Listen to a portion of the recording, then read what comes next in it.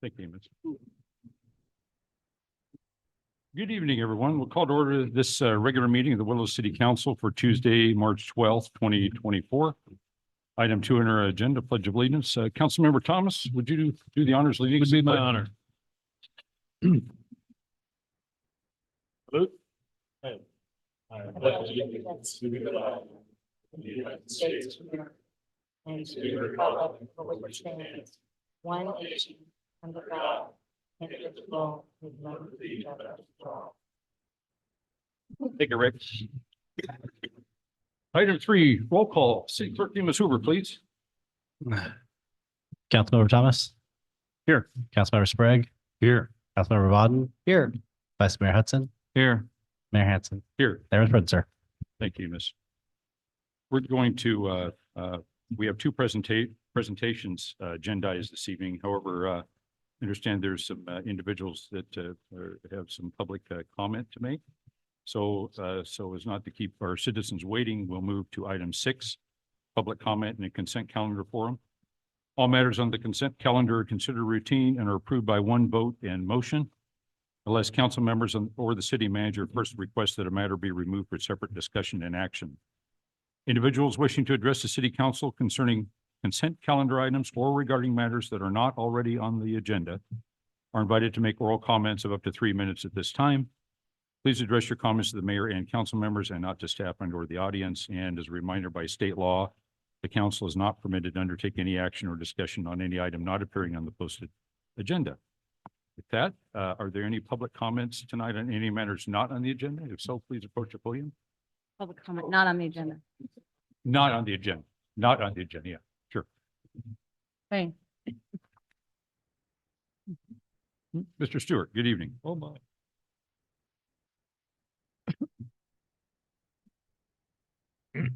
Good evening, ladies and gentlemen.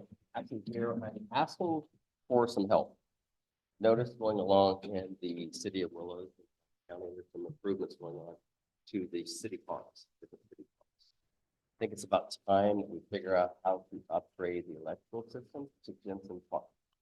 And I was told one way that to get this started is to come to you and ask what the process is going to be and what we need to do. Because I know we're going to have to and upgrading that electrical grid at Jensen Park. If you've been out there for Lamb Derby, you've been out there for the car show, you see one more refrigerator being plugged in. Yeah. You see more and more of the larger trucks, which are called the taco trucks.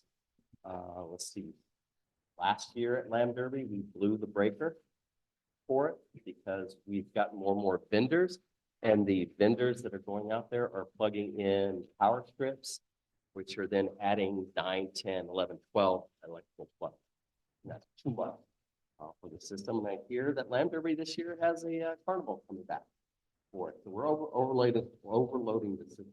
Now what we need to do is develop a plan for it with the city planning department and the public. What are the needs? What are the wants? Then we'll have to do an estimate of the cost. Then once we figure out what it's going to cost, then we hit all those animal clubs. Eagles, elk, the lions, iguanas, and rotary for it. So, who do I talk to? Who do we do? Where? Appearing tonight and for making your comments and for submitting the email. And if you could leave your contact number with our city clerk, I'll be in contact with you after the meeting, or tomorrow, probably tomorrow. Would that be okay? Okay. Yeah, I'll give you a phone call tomorrow. Does that work? Okay. All right. Okay. Or if you feel free to stay if you want to stay after the meeting, that's fine too, but you may not want to stay that long. So, okay. All right. Thank you very much. Thank you. Are there any other public comments on any items not on the agenda tonight? No other public comments not on the agenda? Okay, thank you. Thank you for your input. Okay, council members, moving on to the consent calendar forum. Item 6A, register approval. Consider approval of the general checking, payroll, and direct deposit check registers. Item 6B, minutes approval. Consider approval of the February 27th, 24 meeting minutes. And item 6C, an amendment in reference to the Willows Employee Association, also known as WEA Memorandum of Understanding, also known as MOU. consider approval of an amendment to the WEA's MOU approving the United Public Employees of California, also known as UPEC, to represent the bargaining unit in labor negotiations in all areas of bargaining. Look at the council in reference to consent agenda. Mary Hanson. There is a consent calendar speaker. Oh, thank you very much. Yeah. Marty, for pointing out. I'm sorry. Good evening, sir. Good evening, Mayor Hanson. Thank you, council members. Ryan Friesen, longtime listener, first-time caller. You might have heard my name previously, as our organization does represent the Willows Fire Department as well. We have recently been contacted by the WEA employees and asked to provide representational services to them. I wanted to come up here and introduce myself because, well, now I'm going to be a representative for a larger population of the city's employees. I'm looking forward to meeting with Marty and her team to come up with a successor agreement, not just for the Willows Fire Department, but also for the WEA employees or the general unit employees. And I just wanted to say thank you to Marty for her diligence in this and making sure that it got on tonight's agenda. Thank you. Oh, thank you for your comments. Nice to meet you. And you're welcome. Is there any other public comment on any items on the consent, the calendar item 6A, 6B, or 6C? No other public comment? Okay, thank you. I have a question I'd like to, on the memorandum of understanding. Just because contracts have terms in it and the basic purpose of it, I have no issue with, but by amending it, we're not extending or causing any grief that may have no snakes by extending it because of some dates or anything else. Nope, the only thing that was changed in the MOU was the language removing Willows Employee Association or association and replacing it with United Public Employees of California and or the UPEC acronym.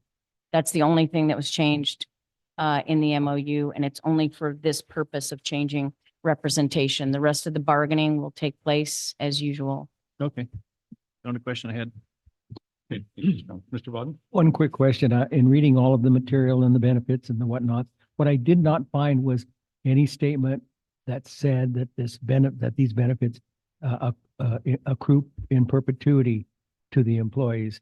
In other words, after retirement or after whatever. I'm curious as to the status of that benefit. Do they go on?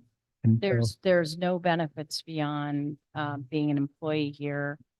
The city used to be part of CalPERS Health Insurance, and I think Mayor Hanson might have a better memory of that. That was changed many years ago, and I think there might have been some retirement health benefits as part of the former CalPERS Health Insurance, but the city hasn't been part of CalPERS Health Insurance in quite a few years now, probably 15 years.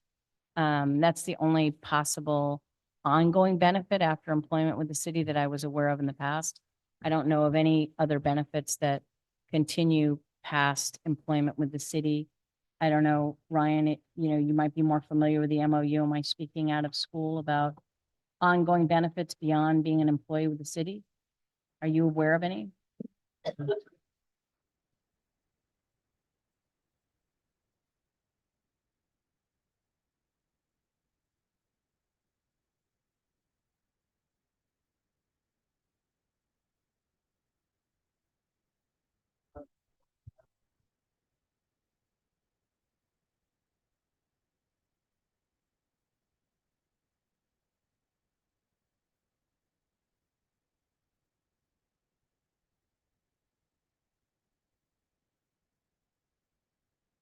Usually that's the only retirement benefit that I'm aware of that some employees in some jurisdictions, as Ryan just said, might continue to get, which is health insurance, and we don't have that here, so. Thank you.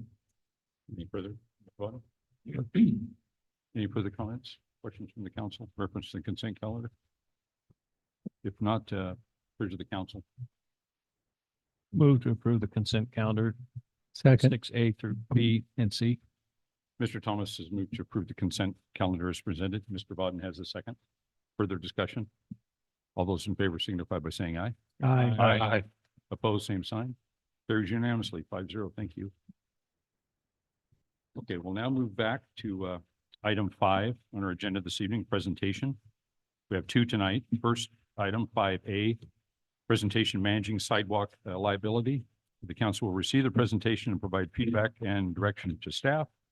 The presenter this evening is Marcus Beverly, the program administrator with Northern California City Self-Insurance Fund, also known as NCC-SIF. City Manager Marty Brown, do you have some comments? I just would like to say that this is the outcome from a previous closed session regarding a situation with sidewalk potential litigation for the city. And as a result of that, Vice Mayor Hudson asked if we could have some more information. As I explained at the time, the city does not have an ordinance that's compatible or municipal code that's compatible with state law. And in our pool of about 30 cities, I believe we're the only city that does not have, and Marcus will correct me if I'm wrong, I'm sure that does not have an ordinance like we're going to be talking about somewhat tonight that's consistent with state law. And so Vice Mayor Hudson asked if we could have a presentation. So here we are. And our city engineer, John Wanger, invited himself and said, I want to come to this too. So he's also here on deck to answer any questions as well. So with that, Marcus, you want to go ahead? Thank you, Marty. Thank you, Marty and Mayor and council members for having me, inviting me. Yeah, what am I doing here? I administer a group called NCC-SIF. You're one of 22 cities and towns in Northern California. Our annual report is in the agenda packet, and I'll leave some extra copies in the back if anyone is interested in learning more about NCC-SIF. The main thing to remember for the city is that it is self-insurance to a large extent. You pay for the first $50,000 of every liability claim against the city and $100,000 for every workers' comp claim. So you are largely self-insured, as well as most of the other cities, not only in our pool, but frankly, in California, most cities are self-insured to a healthy extent because you just can't get affordable insurance. So I'm here really just to give you an overview and outline of best practices for sidewalk maintenance, high level, looking at ordinances, inspection and maintenance programs, and again, what we would consider best practices. And so that's really the outline of the presentation as well. So starting out with claims and the ordinance, yes, sidewalk claims are a big deal. They are typically a high frequency, low to medium severity. I'm sorry, can you hear me okay? Let me pick me up. Loss for almost every city. And they typically, well, we have an average for at least one JPA here, about 24,000. That's a little deceptive because normally they're fairly small, but then you get the one where someone has a broken hip, broken shoulder, has a bad outcome, and you can get into tens, hundreds of thousands of dollars for a particular sidewalk claim. In fact, a little bit of history for Willows, you've actually had a pretty good history until fairly recently and have had some significant claims involving sidewalks, which is illustrated there on the slide that's on your presentation. It does have an impact. We do charge members based on their experience. So it does have an impact on what we call your experience mod factor on your premium. So the more claims you have, number one, you're paying that first 50,000. Secondly, you are going to pay a little bit more in your funding or premium because you are worse than the average member is really what the XMOD represents. So what is the problem, if you will? Why are we here? Why are we discussing this? It really does vary by city. And in your packet, there's a good history. You've been through this before. You had a study session. There's a good summary of the approaches that cities have taken in the past. Either 100% they have property owners pay for repairs to the sidewalk. They have a 50-50 program perhaps where they share in the cost.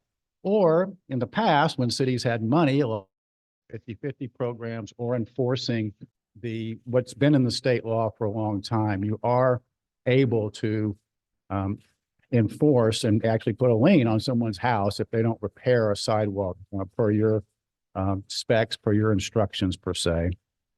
I will say again, you can't talk about sidewalks without talking about trees because trees often are the big problem, and many cities also planted street trees that have caused problems. who owns the trees, who maintains the trees. I'm telling you, I've been in claims where we've settled for hundreds of thousands of dollars and we still didn't know who owned the tree by the end of it sometimes. So I encourage you to look at that too. We do have best practices for tree ordinances and tree maintenance. It'll be your deductible. So a little bit of the history in the past, property owners, abutting property owners weren't responsible for the repairs. In California, at least, it's been the case since the early 40s or even the 30s or earlier. But most folks reference the Streets and Highways codes, which gives, and here's the real key.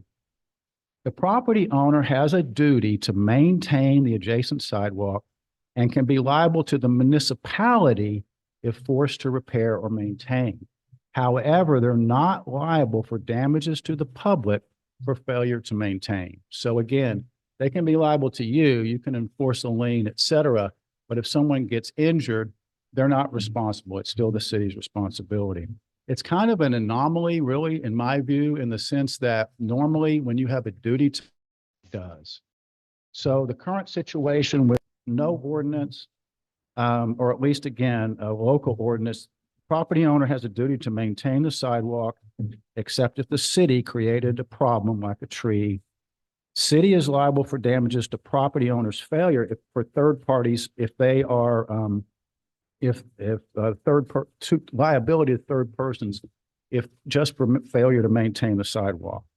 However, property owner is liable for damages arising from hazards they create or if they exercise dominion or control over the abutting sidewalk. And as that illustration is on the next slide, some cities allow people to beautify the sidewalk areas, et cetera. So that's part of what they're referring to. Okay, so the next slide, we talk about this San Jose ordinance. And really what it does is, as I mentioned, currently, if you fail to maintain the sidewalks as the property owner, you're liable to the city or the municipality. What the San Jose ordinance does says, if someone's injured, you're also liable to that third party, whereas currently you're not, right? And that's really the gist of it. That's what the San Jose ordinance does. It has been upheld in the appellate courts. A lot of cities have enacted it. And the reasoning, I have to say, as a risk manager, that's one of the best court decisions I've ever read because it is Risk Management 101. And I would encourage folks, if you are interested in it, to actually read. Owners are in the best position to know if there's a hazard that needs to be corrected. And as I mentioned, as a property owner, that's your duty anyway, is to inspect your property, to repair things, warn people if a hazard, et cetera. This is not a free pass. It does not absolve the city of liability. And most often, both the city and the property owner are going to be involved. And in fact, that's mostly the case, even if you don't have an ordinance, quite frankly. Both of you are going to get sued and then have to sort it out based on the facts of the case. Pros and cons on the next slide. Is it fair to enable liability arising from city property? The owner has no say in how it was built or used. Well, yes, in the sense that I saw some argument about, well, gee, if I buy a house and it's got a cracked sidewalk, I have a duty to maintain it. Again, city is still has some liability as well. Insurance companies, frankly, have not really blinked. I have not seen this as an issue. In fact, I've been through this a number of times with a number of cities. And in fact, one of the cities, the mayor, was a State Farm agent and actually ended up supporting it. And again, hasn't had an issue. I haven't seen issues from that standpoint. And then really, how should the risk be paid for? Let's face it, you got to maintain the sidewalks. Someone's going to have to pay for it. How do you pay for it is really the issue. By taxpayers generally, by owner and insurance. Is the city doing its duty if it at least doesn't consider an ordinance? And I know you have in the past, and that's fine. I don't believe you wanted to pass it at that time. And if you don't going forward, that's certainly a policy. If you pass a San Jose ordinance, you are enabling liability to third parties against the property owner for damages arising from failure to maintain the sidewalk. It's not a free pass. It is a risk management best practice. It should be part of a public education and outreach program most people aren't aware, if you haven't been enforcing this in the past, most people aren't aware that they have an obligation to repair the sidewalk. So there is public education, in my view, that is warranted if you're going to do this, and a lot of outreach. Provide guidance and incentives if possible. And of course, the result is hopefully safer travels in your city, reducing claims, reducing damages. I'll also point out too, and I forgot to mention, ADA access is a big issue with sidewalks these days. Blocking sidewalks or lack of access from ADA standpoint can get you in trouble. I don't know if you have any bad spots particularly, but do be aware of that. That's another risk that you need to consider when you're looking at sidewalks. Recommended best practices, as I mentioned, local ordinance, at least as broad as the Streets and Highways Code. You ought to at least give yourself the ability to have the property owner repair the sidewalks if that's your choice. That's, again, that's the way it is without any special ordinance. Consider the San Jose ordinance, look at trees as well. And really the bottom line is you have to have an inspection program and you have to have an active maintenance program. Any property owner, that's the duty of every property owner. And if you see something, you need to either warn people, restrict access, repair, remove, notify property owner of maintenance obligation, follow up, offer incentives. You know, again, things to consider.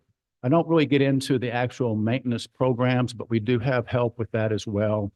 And the kind of the bottom line in terms of notices to the public, et cetera. There is a cost to that as well. We do have a master contract through NCC that I know Willows has taken advantage of with a company that comes out and slices the sidewalk and makes it ADA compliant for a very reasonable fee. So again, we're here to try to help. Bottom line is we want you to have a good maintenance program, no matter how it gets paid for. You do have that obligation. As it points out, you can't just stick your head in the sand. You got to at least address it somehow. And I know you are taking steps to do that. I included a number of resources for you. City of Sacramento has a really good sidewalk program. They've been sued a lot, and that's one reason why, quite frankly. City of Gilroy has a 50-50 program I'm very familiar with. We always have a lot of resources for you. So I know Marty and the staff can reach out to us at any time. So in summary, I'm glad I'm here. I'm glad you're at least considering this. Again, it's good risk management practice. We're here to support you no matter what your decision is. And again, thanks for having us and having the discussion. And I won't get into the repair and service options. That's for follow-up with your city engineering folks, but we do have, again, a lot of good resources for you. And with that, I'm done or ready for questions or whatever you might throw at me. Yeah, Mr. Beverly, thank you very much for your presentation tonight. And council members, any questions, comments? For Marcus? Would like to begin, Mr. Bowden? Sure. The page that says sidewalk claims for 1 JPA, is this some sort of a average? This is a mythical explain, or is that us? That's one of the major JPAs, one in the Bay Area, So it's one, but not us. not NCC. Okay. Your stats are on the next page. So. Yes. So in the insurance world, which we've lived, we have from 14 to 21 or thereabouts, as you said in your presentation, nothing going on, very mild, minor, no losses. Our loss ratio would have been awesome to you all. And then it went to heck. So what we do when something goes wrong like that, we ask ourselves, why? What happened? Why did those 3 years go there? And and when you find the answer, the solution might be different than passing an ordinance or some generic response. And I'd be really interested in knowing what exactly happened. Now, I know there's the one claim thing that can kill it all, but it doesn't look like that. It looks like we had 18, 10, and 16. It's like there was a campaign, like when those ADA guys go around and get people in trouble for ADA violations to collect money. But anyway, I'm curious how you feel about that as somebody who, with 130% modifier, that means if the rate's $1, we're paying 30% more than that. And that's pretty severe. So, Yeah. and that, those are my questions. Thank you. I will tell you that the reason for the major spike is, as I mentioned, individual claims that went bad. And the reason for the number, I'm guessing probably because of more foot traffic for one. Again, another aspect of it, the two largest claims that you had, one of them was in front of the courthouse. So, again, if you were charging the abutting landowner, maybe the county would have paid for that particular claim. Another one was in front of one of the service organizations or a business. So I don't know how popular that would have been necessarily, but again, it's not all accidents that happen necessarily in front of people's homes. It's really more the high traffic areas that I would look at and worry about. So that's what I would look at first, is where the locations are, where the losses are coming from, what the condition of the sidewalk is. Let's face it, you have more sidewalk than you could ever repair or fix, right? You have to prioritize it. So I always say, number one, city owns property, right? You have a duty to maintain the sidewalks in front of city property, number one, particularly inviting folks to the council, et cetera. Areas downtown with lots of foot traffic, elderly centers, senior centers, places like that. That's where I would look and that's where I would prioritize, because that's generally where more of the accidents come from. I would look at the cases and look for anomalies. Absolute 100% anomalies, not more traffic, not unfortunately more people tripping and falling, but some other ingredient in these losses that is unique, an anomaly. That's what I think happened. Well, yeah, you fall on your shoulder and you break it. That's the anomaly. Or you fall on your hip and you break that.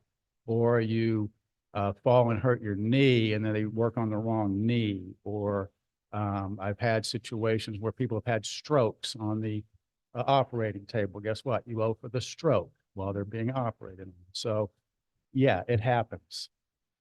It happens. Mr. Mayor, I might make an observation that maybe Mr. Sprague. enlightens. Two things happened in 2021. COVID. COVID, Number two is that in February of 21, this whole issue became public public. There you go, by the way. in there. And then all of a sudden you had a spike. So just Accept it. observations, no speculation, just observation. I have a couple of questions if I might. Yes. Mr. Mayor. First, I did submit a letter to the council identifying some of my concerns, and I asked that that be read into the record. I would maybe suggest that we postpone that because this gentleman has already alleviated some of the concerns that I brought up in that letter. But I'd like to make some confirmation with you, if I might, in Absolutely. regard to this. If I'm interpreting what you're saying and what I'm reading here, that you're not necessarily suggesting that we put the burden of the existing broken sidewalks and heaved sidewalks that we've got, put that burden of replacement and cost and repair onto those property owners. Am I misreading that, or are I you wouldn't- suggesting? I wouldn't recommend it, probably more as a political matter than anything else. Absolutely. Ideally, my recommendation, and you're not the only city that's like this. I had a very similar conversation with another city that has newer areas with really good sidewalks and older areas with really poor sidewalks that haven't been maintained. If you are able, try to bring those up to some level of condition that's acceptable before you then start to enforce it in those areas, if you're able. I don't know that you've got, again, you don't have the money to do all of it. You would have to prioritize it. Again, it's really up to the council in terms of whether or not you want to enforce the streets and highways code and have people pay to maintain sidewalks. That's up to you. It is a best practice. You got to do it somehow, right? Again, you got three options that were laid out for you in the prior workshop that you had. So, pick I one. think that the concern from the general public is that a lot of these good people that live here are third, fourth, fifth time homeowners, and they bought and inherited the particular problem. Some of it, as I identify here specifically, and you kind of confirm and talking about the trees. But I would suggest that some of those conditions that our sidewalks are suffering from, or we have expansive soils. We had at the time, some of these sidewalks, curbs and gutters went in. I think the engineering design was insufficient for what it, and then particular practices, construction methods and that type of thing. I personally live on a subdivision that I built, and I don't have cracked sidewalks in that subdivision, except for the few builders that came in subsequent to me that did break up the sidewalks because of poor management practices, driving concrete trucks over and so on. But again, I'm going to go back. I think the concern that maybe most of these people share, and I share on their behalf, is in fact, are we looking to go to a ordinance that then imposes the cost of the repairs on all those existing sidewalks, broken up sidewalks and non-existent sidewalks in some cases, as we'll see later in your presentation or the city engineer's presentation. Is that where you think we're headed, or is that what you're suggesting that we're headed toward? Ideally, that is where you should be. How you get there from where you are is up to you folks.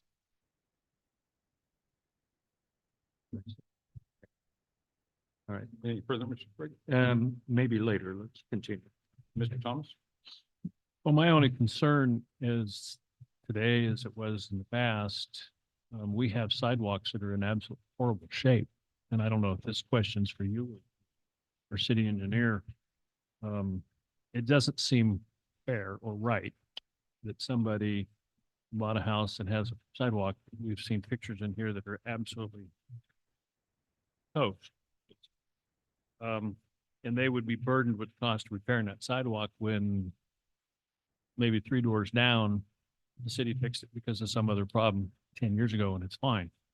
So I think we as a council would need to find some way to balance how we do that so it's fair to our general public.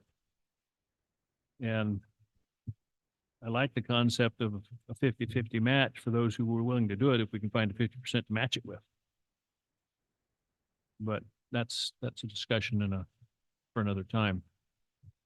I just can't see our putting that burden on somebody who lives on the 1935 house where the sidewalk is just totally lost due to not necessarily bad engineering per se, but building requirements and concrete and all that stuff that existed back when they put it in. So if we can figure out a way to balance that fairness, it seemed logical for our own insurance.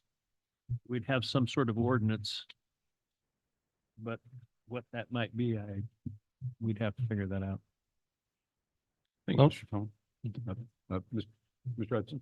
Yeah, so I have a couple things to add to that. You asked if the homeowners or the landowners are liable for the costs associated with repairing the sidewalks. I can account for that. We have had to repair our own sidewalks and are currently working on getting a bid to repair our current sidewalks at our new office. So for the question as to whether or not we currently have to, my answer to that would be yes. As a business owner, I want my sidewalks to look nice for my customers to walk down so that when they enter my place of business, it doesn't look like a junkyard. And I don't want them tripping because I don't want them suing me. Same reason why I make sure that the door, isn't too heavy. It doesn't stick. It operates the way it's supposed to. So with that being said, I kind of have a couple of things with that as well. Councilmember Thomas brought up the fact of, buying a 1935 house with busted up sidewalks. Truth is if you buy a 1935, a house that was built in 1935, you're going to have other repairs that go into that house. So I feel like the homeowner that's looking at that house should realize, hey, this sidewalk's probably going to need to be replaced. Why? So I'm adding property value to that house. When they have some buy-in and they're putting that effort into redoing their sidewalks, and they're probably redoing part of their front yard, you're looking at possibly nicer landscaping. You're looking at them adding value to the property that they own. It's a little bit of their buy-in as well. No one said they had to buy the old house with the old sidewalk. That was their choice. So with that, I do think that we do need to find a way to get the sidewalks fixed. I feel like a responsibility of mine as a council member is to help protect the city and protect the citizens. And in doing that, I do feel like we do need to cut and try and save ourselves from liability charges. We're paying $50,000 per claim. Up to $50,000 per claim of somebody tripping on the sidewalks. With that, I did have a couple of questions. Some of our sidewalks along the town, they come right up to the side of the curb and gutter. Is that the responsibility? Is that part of the sidewalk law, or is that considered part of the road? That depends. Mhm. I've seen cities where the property owner's property actually goes out to the middle of the street. So it varies by city. I don't know. I'd probably ask your engineer as to. The rights of way are typically at least to the back of the sidewalks, if not beyond. We have very wide city-owned right of ways within the Okay. city. Because my thing is not only are the sidewalks messed up, but then you also have the curb and gutter that's messed up to where people getting in and out of their car, they're tripping on those too. So is that still gonna come back on the city? Is that affected by this at all? Or is that completely different?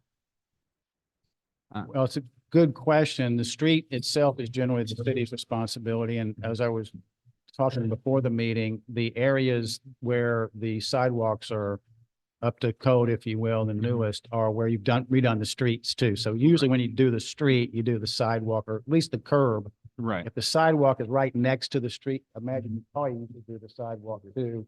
Sometimes if there's a strip, like a planter strip, maybe not, but yeah, it varies. Okay.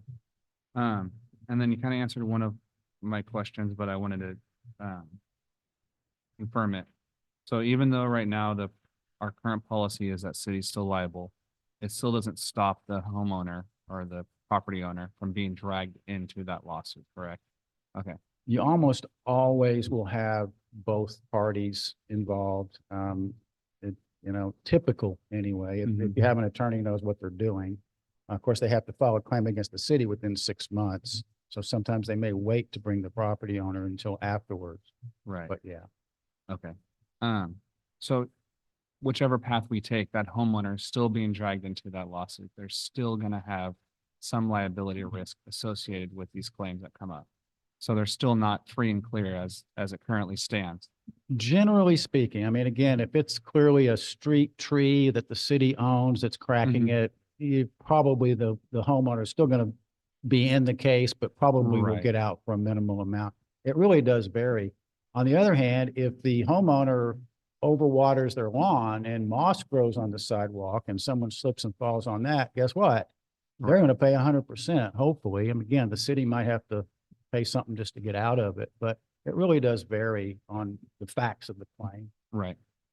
So, yeah, okay, so the general point being is that the homeowner can still be dragged in whichever way it is right now. We're not excluding ourselves. We're trying to limit how much our exposure limit. If that makes Correct. sense. Okay, and then if we adopt this, will that lower any of our city expenses as far as, does this help our experience modifier in any way, shape or form? It should, I can't say for certain. Time will tell. Right. That's the best Okay. thing I can say. Your funding is based primarily on your payroll and then also that experience mod. So Right. the And payroll experience mod. drives it initially, and then if the claims come later, then the cost will go up. Okay, so the experience mod's based off of claims, correct? And so being part of this program, there's no like 5% discount on what, the city gets to pay and things like that. It's, we do have grants available Okay. for some of this, and other services. We have looked at the idea of maybe safety credits, Okay. but not so far. Okay. Sorry, I have an insurance background as well, so I was kind of, we're always looking for credits for our customers as well, so. And then, I don't know, this would be maybe a city manager or city engineer question. Have we isolated the spots? I know Mr. or Councilmember Vaughn had touched on that. Have we isolated any of these spots? They are I know you prioritized, mentioned the yeah. courthouse and things like that, but, Yeah, and I'll speak to this after okay, we're perfect. done with Mr. Beverly. And then I just one clarification. You mentioned something about NCC, is it the IF? SIF. SIF, okay. They came in and they would cut the sidewalks. Is that the, No, What we was- have a master contract with a company called Precision Concrete Cutting okay. that does that service that you guys have used in the past. Now, is that the one where they kind of just, the sidewalk was raised a little bit and they came and they planed it down? Right. It's not Okay. replacing, it's repairing it, It's repairing. slicing it. Okay. Okay, those were just kind of my questions. I do know that the city has some pretty bad sidewalks. I've come across them. Whether it's running in fire turnouts or, walking my dog or pushing my kid's stroller. There are plenty of sidewalks that do need repair here. And I would say that we definitely need to take care of, that's definitely a problem in our town. It needs to get taken care of. And I do have to agree with, Councilmember Thomas on, I would like to see a 50-50 split. Unfortunately, it's just trying to find the funding to match that, would be the main obstacle there. So anyways, that's all I have, Mayor. Sorry, a Okay, little long-winded. nope, that's perfect. No worries, no problem. That's why we're here. No, I agree with, Councilmember Thomas' comments and well as Vice Mayor, Hudson's comments. I mean, the council seen, in 2021, previous information, that, the city council at the time was considering, which I was a member of, in reference to sidewalks. As you alluded, Marcus, it's complicated. It's a complicated subject. It's not for the, Sticky it's not for the weak-willed. I'm just telling you right It now. is I've been not. through this a It lot. is not, and our very capable and competent city engineer, John Wanger, and staff put together a comprehensive list, which is also part of our agenda package. Evan alluded to a list. There's an exhaustive list. I think it totaled in what, $21 of over $6 million. And it's gone up beyond that now. I mean, it's an exhausting list, like I said. It's 10 years old. And It's probably doubled. yeah, absolutely. And, I'm not going to beat a dead horse here, but, 25 years ago, 24, actually technically 24 years ago, 40 years ago, I bought my current house. Okay. 25 years ago, the city of Willows had a program, that the homeowner paid, for, materials and the public works staff, which then there were 11 plus, at least 11 public works staff members. Now we have, five Right. public work staff members. The property owner paid for the materials, who applied for the program, went on a list, and I don't recall what the funding mechanism was, but there was an annual, funding mechanism of some sort from the city. Could have been general fund. I'm not sure. I don't recall. So I applied for the program and, replaced my frontage sidewalks. And I'm on a corner. I'm on 2,600ths of an acre there, and I've got sidewalks on my frontage and also on my north side. So I replaced those with that program. Public Works did an excellent job. And I paid for the materials. Since then, and that program expired. Newsflash, they ran out of money, right? I was gonna say, that's back when you had money for this, when the cities had money, yes. It's not budgeted for the program either. It was, it was, very low tens of thousands of dollars annually. So anyway, enough with that, but I participated in the program, but at the time, the city also had a mandatory tree replacement program. You mentioned trees, okay? Evan mentioned trees. Rick mentioned trees. What do trees do to sidewalks, curbs, and gutters? They destroy them over time. I love trees.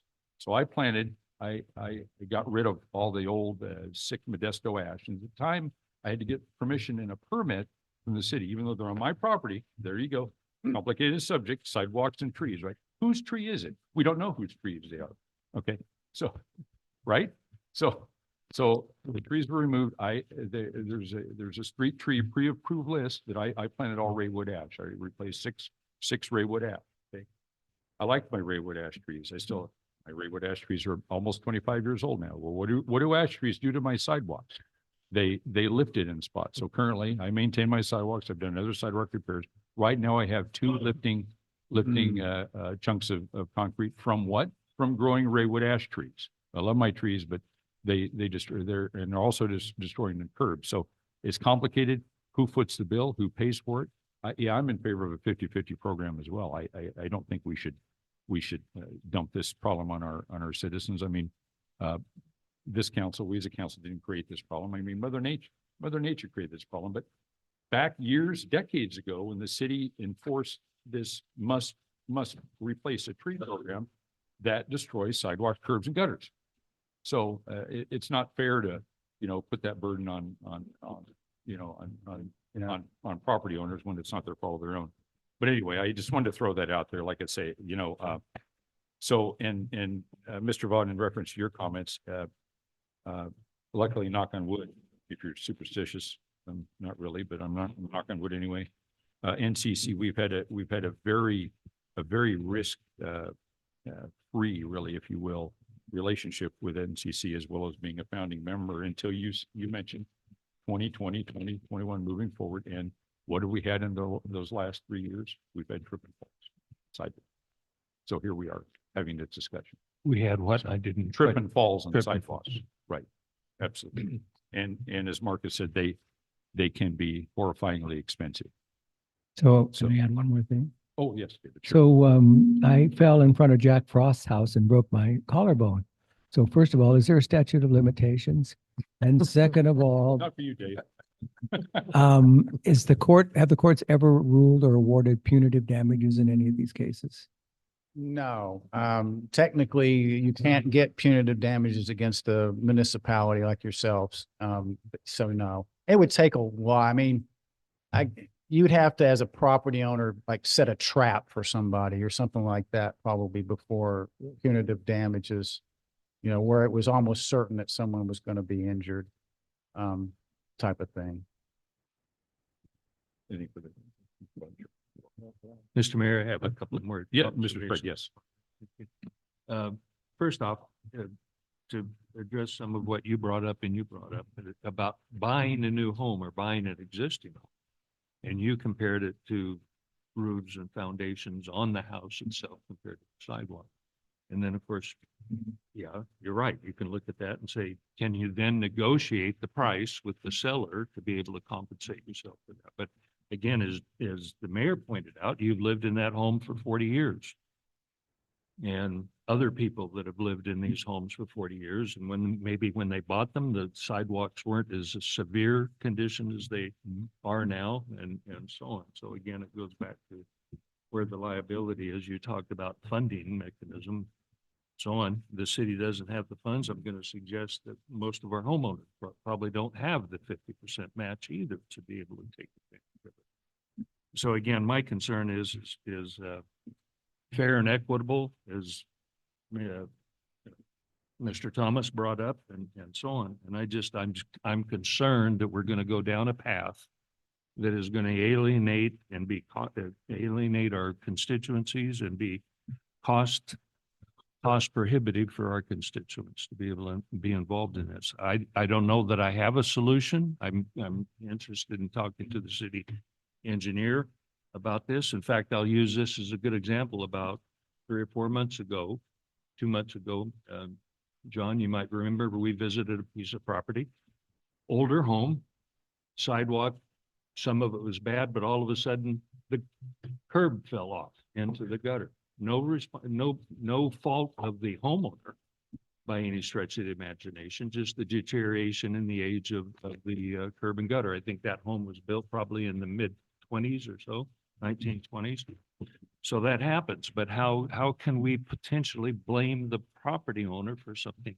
And I need to make a designation here. There's a difference between maintaining this sidewalk in its current condition, meaning that I don't intentionally go out and do something that damages it or creates a hazard for walker-bys or whatever, people walking by. But there's a difference between maintaining a piece of property in its current condition and having to repair something that somebody else caused damage to, whether it was soils, trees, or poor construction or whatever. There's the distinction. Complicated issue, yes, but we've got to be very cautious on being very fair to our taxpayers and the citizens. So I'm concerned that we're not going to be in the end result. That's my concern. Okay, thank you, Mr. Sprague. Any further comments? Yeah, my only rebuttal to that would be is I understand what you're saying. The flip side of that coin is then we're also not being fair to the constituents that are walking down the sidewalks. you know, and you're right. It's what's the correct term that I want to use for this? It is not an easy subject and there's no right answer. I don't think there's an easy answer. I think it's, you know, how close can we get to the middle ground for everyone? And I think that's going to be a tough decision for us to make up here. Well, I'd love to hear from the people sitting in the audience as to their thoughts on it as well, when it comes time for that. Yeah, I might, if I have a question, I actually have asked my insurance carrier, am I covered? No, you're probably not. Well, how do I get covered? Well, I don't know that you can. Well, if somebody were to slip and fall on my piece of property right now, am I covered? Depends upon the circumstances and so on. So without a claim, they tell me that they can't tell me if I'm even covered or not. So I'll ask you as an insurance agent. Can you sell me insurance that protects me from any liability on my side? So I will put out the caveat, as an insurance agent, I can neither confirm nor deny claims. I've used that one But- myself many times. I have actually answered a similar question earlier with the same statement. But yes, technically that's what you have personal liability for. If you're not even on your own premise and you do something that you're at fault for and you get sued, your personal liability is there to protect you in that lawsuit. Whether it's me walking my dog down the sidewalk and it trips somebody, that would technically be a covered cause of loss for a liability claim. So for them to say that your sidewalk's not covered is, if they're suing you as a person, your personal liability is usually wrapped up in your homeowner's policy, the property owner, because of requirement not being met. But yes, it should be covered. I'm not saying strict yes or strict no. I'll add, as an insurance professional, I believe what your agent was trying to say is you may not be liable. You would be covered, but whether or not you would be liable and they would have to pay on your behalf would be a question. That would be my interpretation of what they're telling me. And that requires a law degree, which we did not get in our classes. And as to your point about the renter, it wouldn't be the renter that's liable unless they created the hazard. It would still be the property owner and their Right. insurance and liability insurance. If the renter created the hazard, then Mhm. I hope they have renter's insurance with liability. Right. Just, everyone and their sister gets listed in those situations. So it's, Exactly. It's complicated. It's very complicated. It's city owned. Is it city-owned property? Mr. Mayor, That's the question. Is it city-owned property? Certainly, the city side. That's a legal matter. We've already talked about it. Whose property is it? It's on my property. That sidewalk's on my property that I pay taxes for and maintain. So that's a city sidewalk? I'm not. on hold for possible future and hear what Absolutely. John has to say. There's a lot to take in. There's a lot of material. I, Lot to consider. Godspeed is all I got to say. We're not going to handle this tonight, so this is a presentation. Thank you, sir, very much for the information. I appreciate your willingness to take it on, but it's not an Thank- easy one. Thank you for a great presentation, for Mark. answering our questions. Drive safe. thank you. Not leaving, he's gonna stick around. Okay, gonna stick around. Very good. John has some things he'd like to say. Yes, City Engineer, John Wayne. Good evening, John. Mr. Mayor, council members, thank you. And I don't want to drag this on and on and on, but I wanted to give the council just a real quick background of what staff has done and what we're currently doing. So as was included in some of the attachments to the package, back in 2015, the city hired that are within your packets that they developed back in 2015. And there's, I think in Joe's office, there's probably 3 4-inch binders that are full of their findings. But the bottom line is they identified at that time, I think it was a couple of $1 million worth. And as Mr. Mayor pointed out, we updated that in 2021 and added in the soft costs that are necessary to publicly bid that. And it came out to right around 6 million. Since then, in 2021, also as the mayor mentioned, there were 2 different staff reports brought to the council The first one included 3 different options, one making the property owners 100% responsible, another being a 50-50 split, and the third one being the city's full responsibility for maintaining those sidewalks. And a decision was not made by the council at that time, so we're still faced with the dilemma that we've talked about tonight. 2 years ago, because I knew that sidewalks were obviously part of capital improvements, I had identified in the first CIP brought to the council that we enact an annual sidewalk replacement program to at least start making some headway. But at that time, there was the funding source was unfunded. There was no funding source for it. But this current fiscal year that we're in, when I bought the CIP forward, I'm proposing that we spend $50,000 a year and use the RSTP monies to fund that. And that project was actually approved by the council, and we are about 2 weeks away from putting that project out to bid. The thing that I did want to mention is not only are we it's $108,000. So that project will be moving forward in short order here. The problem is when we use RSTP monies, that takes away from street monies. So that means that less streets are maintained.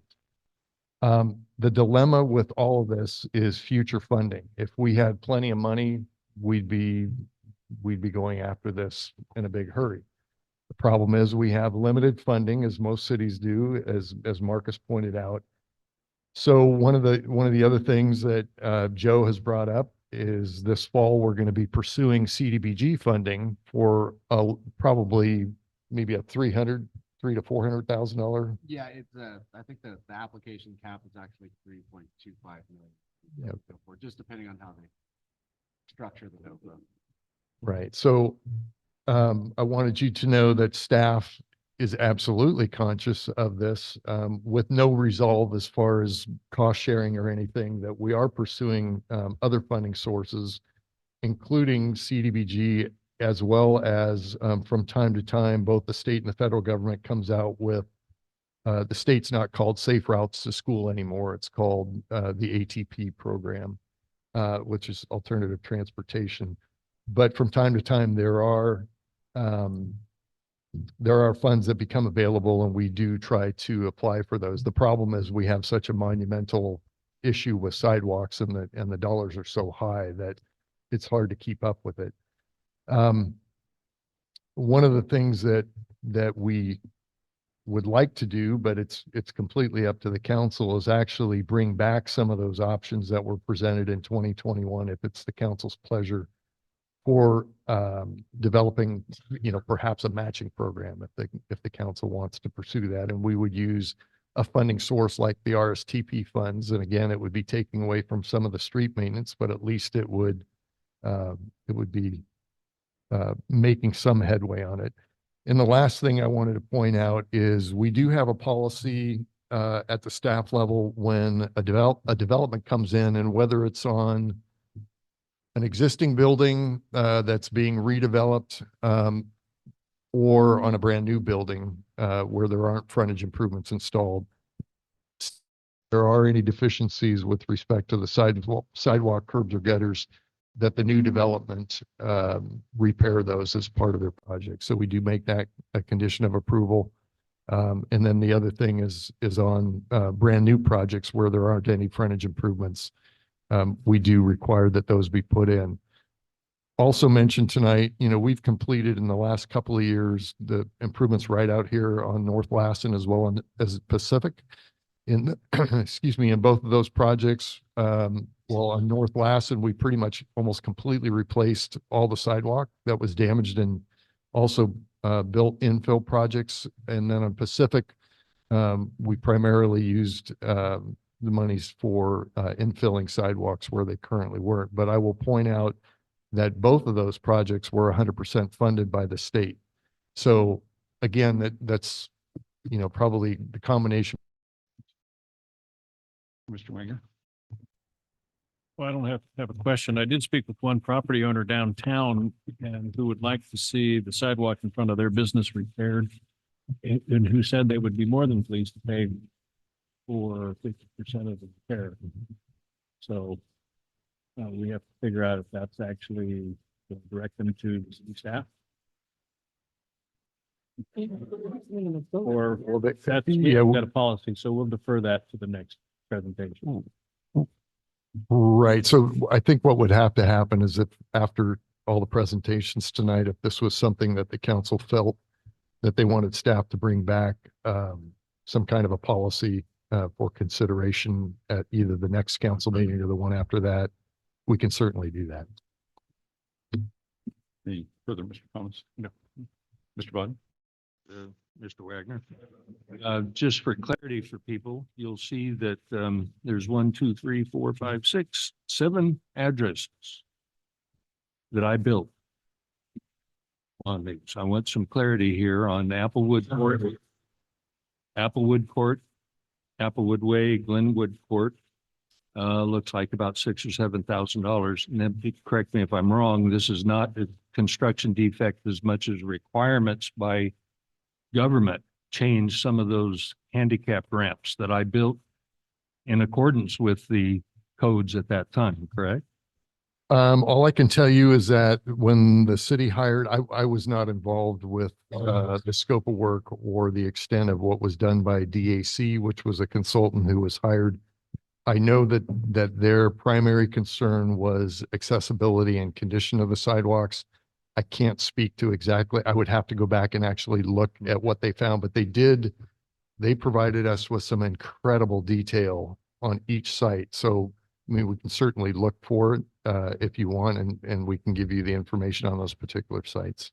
Well, I went out and investigated those particularly myself and realized that what was acceptable at that time was a glue down, what do we call that? Undulation? The You know, glue down? the truncated domes. And of course, that was acceptable at the time, but now they've, over time, have worn out or have come off and so on. So again, but my point here is, and then going down to Juniper Drive, which I built long before my hair fell out and my shoulders settled to my belly, about 45 years ago, we have about $67,000 worth of repairs down there. Again, it's a subdivision that I built to the standards at the time, and they were acceptable and so on. And of course, they were dedicated to the city. But my point is that the homeowners then, who had no involvement whatsoever with the deterioration of the streets and so on, that were city owned and city maintained and whatnot, now potentially become liable for some of these remedies to the problem. And there's where I guess I take issue with the problem that these people are inheriting with that they had no control or responsibility over it at the time. Conversely, the developer, who I'm long since gone in most cases, has no longer responsibility. So the city assumed, because this was dedicated to the city, these properties were dedicated to the city, I would suggest that the city has the responsibility for the repair and the maintenance of all the streets and sidewalks, from my perspective. Thank you. Yeah, thank you, Mr. Sprague. Evan, did you have anything for this? No, I Good. thought Okay. you brought up a lot of good information. It's good to see that you guys are working on an ongoing problem that we have around here. The soil conditions are, the clay that we have around this town can shift your house 6 inches in certain spots, especially some of these older homes. So I can't imagine what it's doing to some of these older sidewalks that are the same way. So it is good to hear that you guys are working on funding to get those fixed. I think that's really important. I was a little concerned when you said that fixing sidewalks is taken away from fixing streets, because when I think of streets, I think of a 4,000-pound missile driving down the road that hits a pothole or whatever, loses control somehow and can cause more damage than a trip and fall to one person. But no, it's good to hear that you guys are working on funding for that. So I am excited for how you two have really been putting your heads together, and I'm seeing a lot of solutions come, or trying to find solutions to some problems that we have around this town. So I appreciate that. And one other thing I wanted to point out, I appreciate Marcus's input to concentrate on higher pedestrian traffic areas, I wanted to let the council know that when we took that whole list of repairs, we did prioritize it into downtown areas where we have more foot traffic and safe route or school routes. This year, our primary focus is school routes.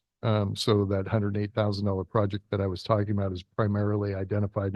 I think there were some maps in the attached to the staff report, but we're primarily focusing on school routes for this year's project. Can I ask one question real quick? Yeah. You mentioned that the Glenn County, in front of the Glenn County Courthouse was a problem spot. Since then, they've obviously added to the courthouse. It's looking great. But they also took out the sidewalk ramp that led directly in front of the courthouse. Was that planned? Was there a reason why that was taken out? Because people That's a use long- that, people use that all the time. That's a It's- long it's story a of it. painted It's It's a really very long. long story. It's a long and painful. They're gonna remedy the issue is what the Yeah. current Yeah, it's- situation is at the expense of the courthouse. Mhm. Okay. That was driven It was, by the courthouse. not It by was- us. Okay. it was that actually, a state courthouse matter. But no, John, you mentioned anything, I'm sorry. Mr. No, that Chairman, was it. I was just thinking about it since it was brought up. I can see somebody trying to use that crosswalk that's Right. not fully capable and Yeah, John, That's John- our concern too. yeah, John mentioned past repairs of downtown sidewalk priorities and others that were in the worst shape. And several years ago, there were significant repairs to downtown sidewalks as well as the complete Lassen Street reconstruction project, which included massive sidewalk repairs and ADA upgrades downtown to Lassen Street, I believe. We did Sycamore Street, as a matter of fact, from Wood to Lassen. I'm sorry, what am I talking? Yeah. No, Sycamore to Yeah. Lassen, right? Yeah. Exactly. I'm sorry. What did I say? It's been a long. You said Lassen, but I've been in no meetings worries. all day. I'm sorry. So anyway, okay. But no, yeah, significant. Like you say, it's costly. Yep. And there are priority lists, but and all the funding, like Evan, you alluded, the funding comes out of the streets and highways funding for those repairs. So, yeah, all about city priorities, what we prioritize as an organization. So, yeah, interesting. But well, John, anything further? Your sir. comments tonight? Mr. Mayor, before John goes away, I have a real quick hypothetical question. Yeah, quickly, then I'm going to go to public comment, Mr. Sprague. That's fine. John, you can't see these, but there's the pictures that I took just this afternoon. One in front of the parking lot of Ace Hardware, and then the other is the sidewalk across the street from Ace Hardware where they have that white fence. And I guess hypothetically, how do we get a sidewalk in this location where it's right now got trees in it and planter? So you've got parking lot on one side, you've got street on the other side. How do we get a sidewalk into that particular project? And then on this side of the street, there's poles, power poles and light poles in the middle of what would be the sidewalk area. How do we go about doing that if that in fact we could insist that these people put that sidewalk in? I can tell you on Lassen Street, we, as the council and public may know, there was huge issues caused by the trees up and down North Lassen Street. I mean, they made skateboard ramps out of the sidewalk. We removed a lot of those trees and actually shifted the sidewalk so it's contiguous with the curb and gutter, which would be on the first example you said, it would probably involve removing trees. And pushing that sidewalk to the curb and gutter. On the other one, that you mentioned, the power poles, that is an issue and we would have to look at that. There's ADA requirements for minimum sidewalk widths, getting around obstructions. We'd have to look at that. What could potentially be required depending upon, every situation is a little bit different, but if there isn't the absolute minimum, I think the absolute minimum based on obstructions for ADA, you have to have at least 36 inches clear. It's preferred if you have 42 inches clear or 48. But if you don't have 36 inches clear, then you could either look at getting sidewalk access easements to be able to flare the sidewalk out around there, or we could potentially talk with PG&E. It's a dilemma though. Those are tough situations. is that not a, Thanks. state highway, so would that not fall underneath the state's jurisdiction to put the sidewalks there? Or would On that which, still be under the on city? Wood Street, On 99? 99 has actually been relinquished to the city of It has been? Willows. Okay. So, It's a city street in the city and it's county road in the county since the freeway opened. Or shortly thereafter. Anything further, John? Ladies and gentlemen, are there any public comments in reference to item 5A, managing sidewalk liability tonight? Thank you. Okay. Okay. Mayor, I did submit a letter that I would ask that, I'm not going to belabor the issue to have it read into the record, but I would like my letter as well as the attached documents entered into the minutes, please Yep. attached with it. It will be part of the record of the meeting tonight, Mr. Sprague. Thank Thank you. Does Mr. Hoover have that letter? I'm sorry? Does Mr. Hoover have that Yes, letter? He does. Have that Okay, letter. thank you. Thank you. Thank you. Pleasure to the council and consensus, looking for council consensus. Mr. Wanger spoke of possibly putting some options forward to the council at a future meeting in reference to managing the sidewalk liability. Well, Mr. Mayor, clearly this is a challenging problem for all of us because we have friends who will be impacted. Friends who will tell us they don't want to pay for the sidewalks that were all broken up when they moved in and are broken because of other reasons having nothing to do with them. And that's probably the reason it was not acted upon before when it was presented in great detail to a very intelligent city council sitting at this dais. So I suspect that our ability to do anything is somewhat limited by our courage and clear understanding that doing nothing is the worst possible outcome. So I would recommend that we adopt a program assigning 50% of the responsibility for the sidewalks in front of homes and businesses and however you define that, going henceforth in the city of Willows. Thank you, Mr. Bud. That would be a direction. Yes, sir. Yes, sir. So So- can I just clarify something? Are we talking about establishing a 50-50 program that, basically that the city, some sort of a grant program that the city would match 50-50? Or are you talking about a policy that says we share the liability 50? Are the gentleman who spoke to us, isn't this the San Jose program that I more or less suggested here?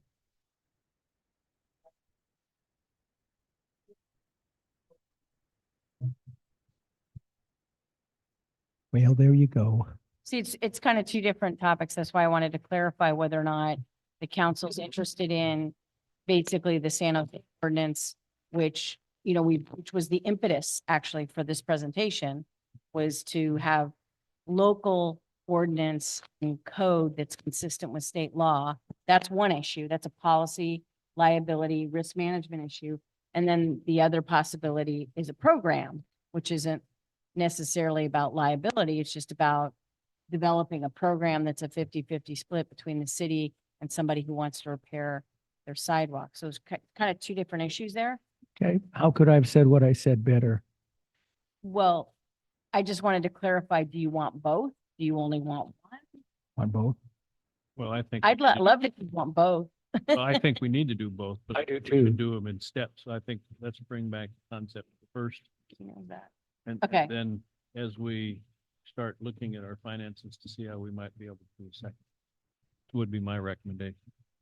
I accept that. Again, the money thing, we all know about the money thing as much as we dance around it. And then, of course, we hear about all this grant money that's out there forever and ever, apparently. But that all said, based on what we know to be income to the city, what we know to be an unresolved problem because it's painful to the people. And we don't want to do that to the people, but we can do nothing and then they just push it down the road. And it'll cost a lot more for cement 5 years from now than it did 10 years ago. And therefore I want to do something. So the best of my ability, which one are we doing? The policy one or the 50-50 program? I think Can we I- need to can I first reword discuss this the and- policy. Oh, Mr. Hudson. I'd like to see a proposal for us to adopt the San Jose ordinance. And then I'd also, I'd like to set it as a future agenda item for us to come back and revisit creating a program to help people with sidewalk repairs and have, I personally believe, some buy-in from the homeowners in their sidewalks, into their frontages to their properties. Because they're being used by them as well. And so that would be my recommendation, but I would like the city, the council, or the staff, sorry, to bring back the San Jose ordinance for discussion at our next meeting for us to vote upon. It won't be the either. next one because we've got another packed agenda, but soon. How about that? I'll allow it. Thank you so Yes, much. as Vice soon Mayor as soon Hudson. as possible, please. Okay, Thank you. I appreciate that. Is that amenable to? I think so. Okay, Is to me. Great. Mr. Sprague? Yes, just real quick, before we move down that, I'm going to ask that you do read some of the other attorneys' assessments of the San Jose ordinance that I identified specifically in there, that specifically says that during the city of San Jose's lawsuit, the Court of Appeal emphasized that their ordinance did not serve to absolve the city of liability for dangerous conditions on city-owned properties when the city created the dangerous conditions and when the city knew of the existence of and failed to remedy those areas. So, and it goes on to say that that particular topic says the property owner or this particular attorney, property owner may be liable if he or she alters the sidewalk for the benefit of the property owner. The property owner may be liable if he or she damages the sidewalk. And the abutting owner can be found liable for negligence in creating a special hazard for the sidewalk. But there's nothing within that code section that that's the 510 that everybody cites that specifically says that the homeowner is responsible for repair and replacement of existing sidewalks. It just says that they have to maintain it to the condition of which it is in, meaning that they keep it in good and safe condition, not that they have to repair or replace. That code section has no reference to repairing or replacing sidewalk. And it's an interpretation by the courts, a broad interpretation, I suggest, but that code section specifically does not say anything about repair or replacement to existing damaged sites. I don't Thank think, yeah, and I understand what you're saying, but that's not what we're just, I think our main idea is to try and mitigate some of our exposure, not necessarily absolve us from 100% of it. And we could try to And we're address gonna that when try we and- bring it back. Yeah, and we'll try and we're trying to find a way to help our citizens. Unfortunately, right now, the city can't just say, we're gonna repair all of our sidewalks because we don't have the funds for it. We're just hoping to have two pennies to rub together at this point. But yes, if we were able to fund replacing every sidewalk in the city on our own, I would go for that. However, it's not a reality. And I honestly believe that if a person has buy-in on a subject, no matter what it is, whether it's your sidewalks, whether it's your house, whether it's buying your first car, you know, if you have some buy-in involved in that, and it's not just handed to you, you take better care of it as well. And so I think that's something that this kind of pushes for as well. And I think that's why we'd like to see the models presented in a way that where we can make a decision later on, once we figure out our financial situation. So well into the fourth quarter of this year would be good. Okay, anything further? Nope, that's it. Thank you, Mr. Hudson. No, yeah, this is, as Evan just pointed out, this, and as we know, this is a risk management. That's why we're having this conversation, right? And the list, you know, the 2021 list of over $6 million, which is God knows how high that number is today, the comprehensive list of damaged sidewalks. I just, you know, I agree with the consensus of the council bringing some options forward. I'd like to see some options though. Yeah, a great start was our 2021 meeting, the April document here with what I thought at the time. This was in reference to the proposed one year pilot sidewalk repair program. Had some great options. I'd like to see these options come forward. You know, you don't have to reinvent the wheel with this whole project. But there are some great options in here. And like some of us agree, there, it's, there is, responsibility on behalf of the property owner as well as responsibility on behalf of the city. So, and it's, as we've said, it's complicated. So, yeah, some options would be great to move forward from a risk management perspective. So thank you very much for the information, John and Marcus. Thank you very much for the presentation and for all the discussion. Okay, moving forward to item 5B, our master fee schedule project update. This is agendized in order to receive the presentation on the master fee schedule project, a comprehensive update, and provide any feedback. Joe Betancourt, our Community Development Services Director. Joe. Good evening, Mayor and council members. Evening. Yeah, so we're going to do a master fee schedule update and overview. This is basically just a preliminary to our final master fee schedule, which we hope to present in the late April city council for final approval. Just want to go over. Sorry, Joe, can I cut you off real quick? Yeah. Were we supposed to ask for public comment after that? I did. He did. Okay, earlier. sorry. No. I missed that 2 seconds. I didn't mean to cut you off. Sorry, Joe. Some keys before we get into the first slide here of this is we're looking at cost recovery in our master fee schedule. This is basically just the concept of getting back the money that we're putting into our permits through building, planning, and other things. Our previous fee schedule was adopted in 2008 and updated in 2015, and it's very not comprehensive of all the fees and permits that we currently have. For the fees that we're looking at updating, we've got our building fees, which are building permits, inspections, encroachment permits, and engineering plan check. Planning involves design review, environmental assessments, parcel maps. And then engineering, which is basically a part of building for the most part. We do take fees in for encroachment permits from staff, but we would have pass-through agreements with our city engineer and Coastland. And I'll get into those a little later. We've got fire inspections, which is penalties. Basically penalties for false fire alarms after a certain amount, and then inspections on new businesses when they open. Business licenses we're looking at. These would be new and renewed business licenses that are currently handled through HDL, but we're looking to bring those back in-house with our hiring of our financial staff. And then Parks and Recreation relates to renting out of the fields, and then our recreation programs like soccer and basketball that we do for the youth program. So a couple different methods were used in order to determine accurate cost recovery. The biggest one's time surveys, and this is basically having interviews with staff.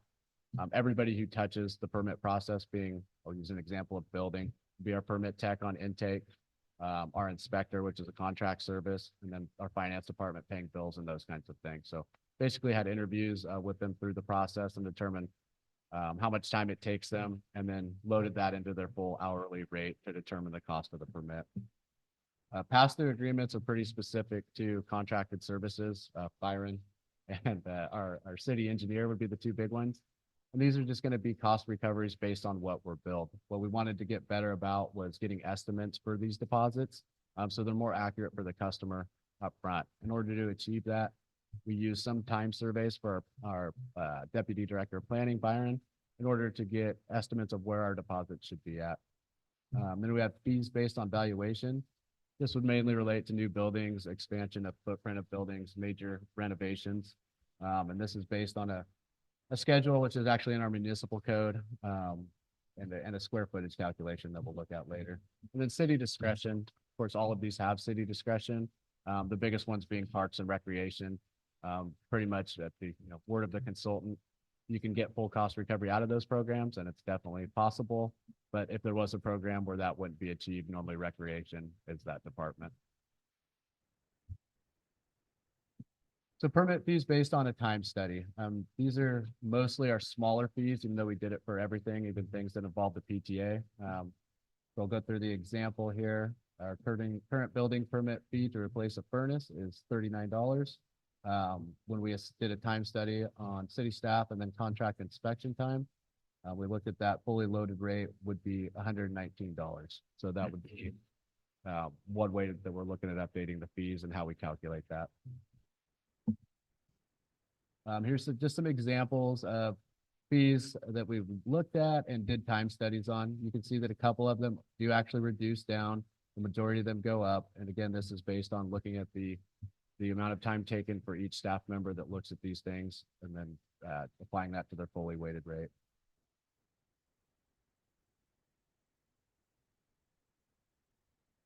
So this is for the plan check, civil review and inspection. So this goes into the pass-through agreements. Currently it's at 4% and those seem to be pretty accurate of the 4% of the total project cost and for engineering fees. So we're going to keep those fees the same as I mentioned earlier. For the building part of it, it's more about getting those fees set and having the applicant know what those are and when, being collected at the time of service. And then if they require additional plan checks, sometimes things hit 5, 6, 7 revisions on plan check.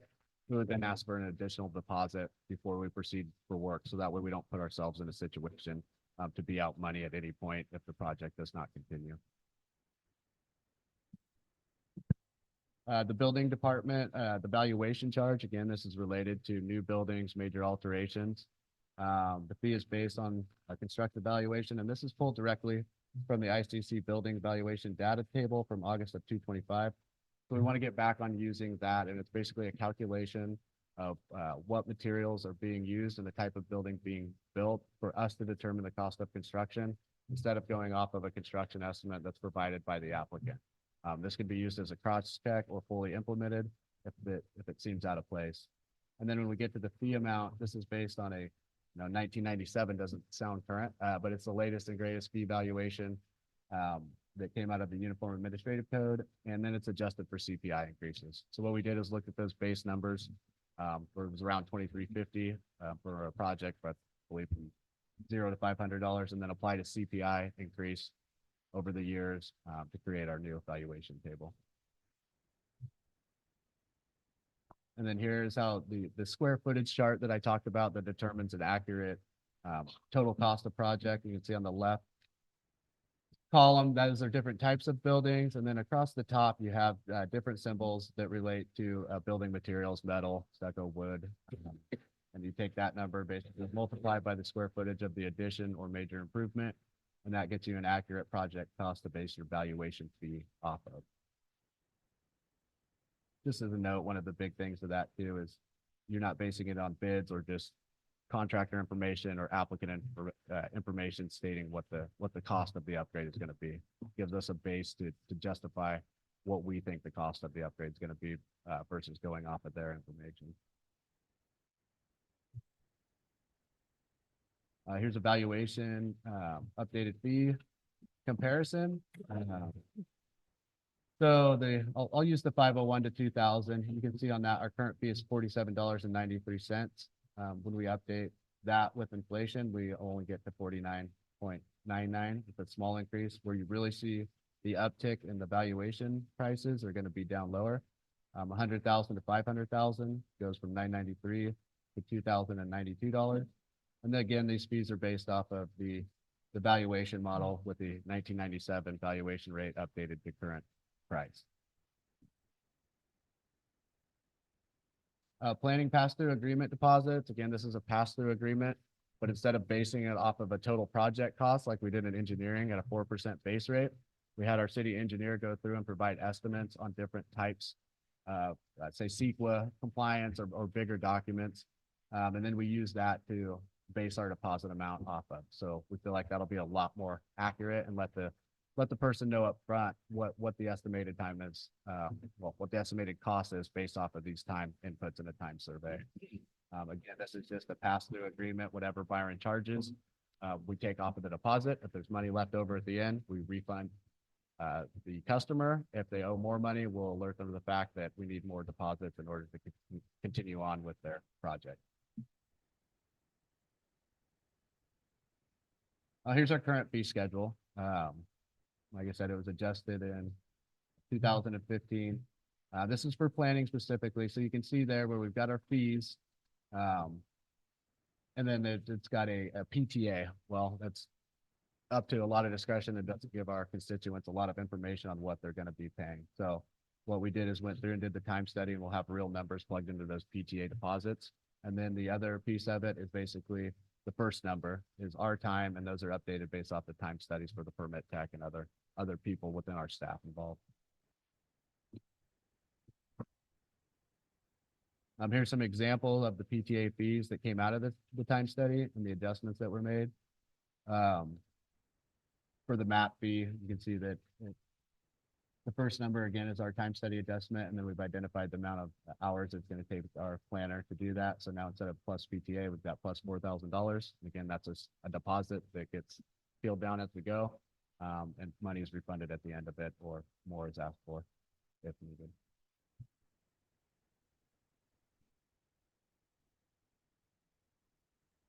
Here's the fire department. We didn't have a lot listed in there. We did add a couple new categories, that being the new business, fire inspection, and reinspection.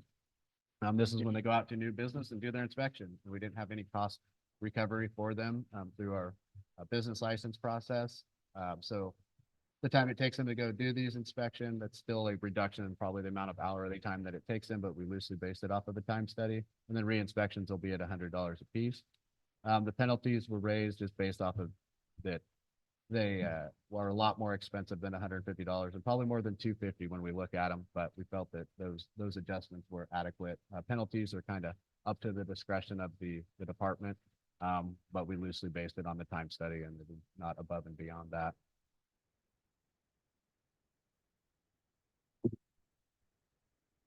Business license fees. So for this, again, we did a time study and got averages of the amount of time it takes to process these fees. The big difference here is that we have weighted these in order to give smaller businesses a break. You can see that the current for 1 to 5 employees is $30, and it only goes up $10. And then from 6 to 10 goes up $15. And then we get a jump at 11 to 15 of $30, and then a $55 jump at 15 or more employees. And that's a pretty consistent rate of the previous ones, and helps the bigger businesses take a heavier burden of the cost share and get that off of the smaller businesses.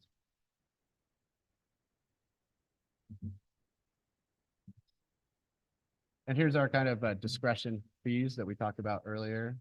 Park permits are currently $35. Field use is $35 a day. And then soccer for recreation or basketball that our youth sign up for is at $35. Currently, we're probably at about 40 to 50% of revenue in versus expensive.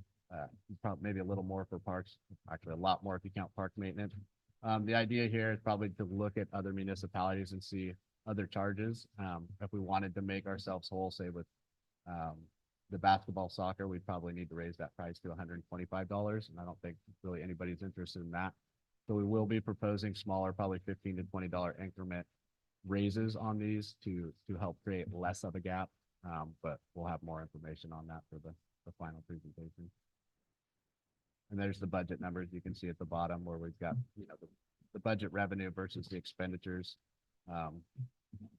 So the idea here would be to keep recreation as affordable as possible, but to also keep our financial responsibility as a city as good as possible.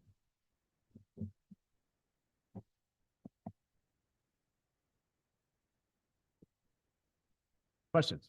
Thank you, Joe, very much for the presentation. Council members? Mr. Sprague, would you like to begin? Any Yeah, questions for please, Joe? thank you. First off, an observation here, and maybe there's nothing we can do about it, but a longtime friend of mine, a longtime friend of many of us, Paul Nodge, just passed away. So I don't know. But I know that he did a lot split on his piece of property on Civic Avenue. And the city charge for that was a little over $15,000. So if I'm reading this, I don't know what category I'd put that in. I would assume a tentative subdivision map and final map. I don't know what category would you put a lot split in? Lot line adjustment, I believe. Lot line adjustment? Yeah. Yep. And so what would you, under your fee schedule, what would your anticipated cost be for something? So we'd start with the deposit that would be listed based on the amount of hours that Byron would do to that, and you put that deposit down, and then we would work off of that deposit. And Byron would be involved in that? Yeah. Yeah, it's a planning He's the activity. deputy director of planning. I'm sorry, I was thinking of Wyatt. Yep. No. I'm sorry. So what he's done is gone through each of the categories of those fees and loaded his time into there on an estimate. And so if that estimate is a 20-hour estimate, it's going to be 20 hours times his rate of 100, I believe, $90. 95. So, yeah, so that'll be the deposit that's put down. Okay. And then the true life to bill will be reconciled against that deposit and then be refunded. Or if additional money is needed, then we'd ask for another deposit. Okay, so off the top of your head, just a typical lot split you would think would cost? I don't have that. I'd have to look at the full fee study. I have it in there, but yeah, I don't have the full entire fee study in front of me. Okay. On business licenses. Yeah. How many businesses do we actually have? Plus or minus a couple that maybe not off the top of your head. Do we have 400, 500? Yeah, I don't have a number off the top of my head on how many businesses currently Okay. operate in the city. Maybe if I look at the sewer rates that we're paying for commercial, I think we have commercial within the city limits of 510 commercial users, if I'm not mistaken. So I would assume that we would have about approximately 500 classified as businesses then. Would that be a fair assumption? We can get you that Yeah, number. of the numbers.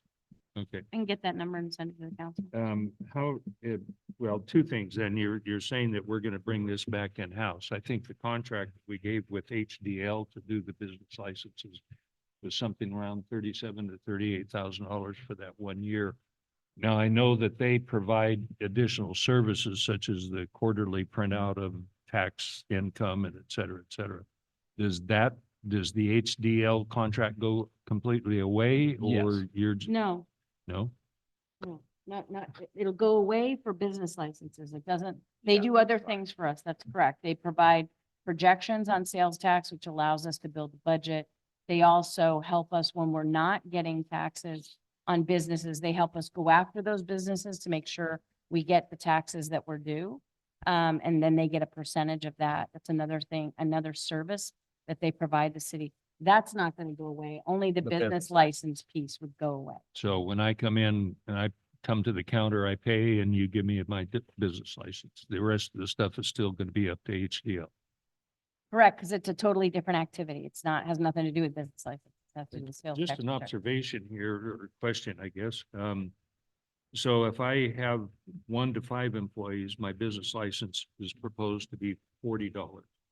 But if I have 15 more employees, which at one time I did, my fee then would go to $160. What additional burden does the fact that I have 15 employees as opposed to 1 or 2? There's no additional burden on the city. It's to help cover the cost of somebody that's a smaller business. So basically, if you look at what the average would be between those two, that's the way the fees are broke out. Does that make sense? Do we know how old our fees are for business? No, I don't. I would imagine. I mean, the other thing is to keep in mind is just because there's a price point for a business license today, doesn't mean the cost of the salaries for employees and contractors who touch that license is the same fee, is the same cost as it was when the fee was developed 10, 15 years ago. I mean, we're just trying to keep up with the market at this point. That's why there's these huge jumps. We haven't been keeping up with the market. I understand that. My question is what benefit and what the actual burden does an employer put on the city? It's a reduction of cost to help pay for the smaller Just- businesses. and portion that's of the what you're license. saying is. Yeah, that's and what that's I- the way the fees currently set up. If you'll see, the current fees are all in that, $30 and it gets more expensive. So we figured the goal of that was to reduce the cost to small businesses. Right. There's no additional burden to the city. That's not it. But if you look at it, say it's $100 average, we gave a reduction to the businesses with smaller employees and then covered that by the top end of the people with more employees. So there wasn't a time survey. No, there was. That's where we determined the cost Okay, so updates. there but- still was a time survey. Yeah, we did the time survey, updated it, and then split those costs on making up for the loss of the time survey on the smaller employees with the additional employees of over 15 or Okay. over 10. Last but not least, then what specific benefit other than the privilege of doing business within the town does somebody get by buying a business license, and paying for a business? They get to do business in our town. They It get to it do- covers the cost of our staff time to issue the business license. That's all it is the cost recovery of our staff time from our tech taking it in or our planner to review to make sure that they're up to date on what they need for planning on new businesses. As you see, we've got sometimes a building inspection involved with it if they're doing improvements like the current project is right now. But that would be an additional cost, not No, it is not. It's covered under the business license? Yep, The that building- goes through that process and that's how we determine those fees.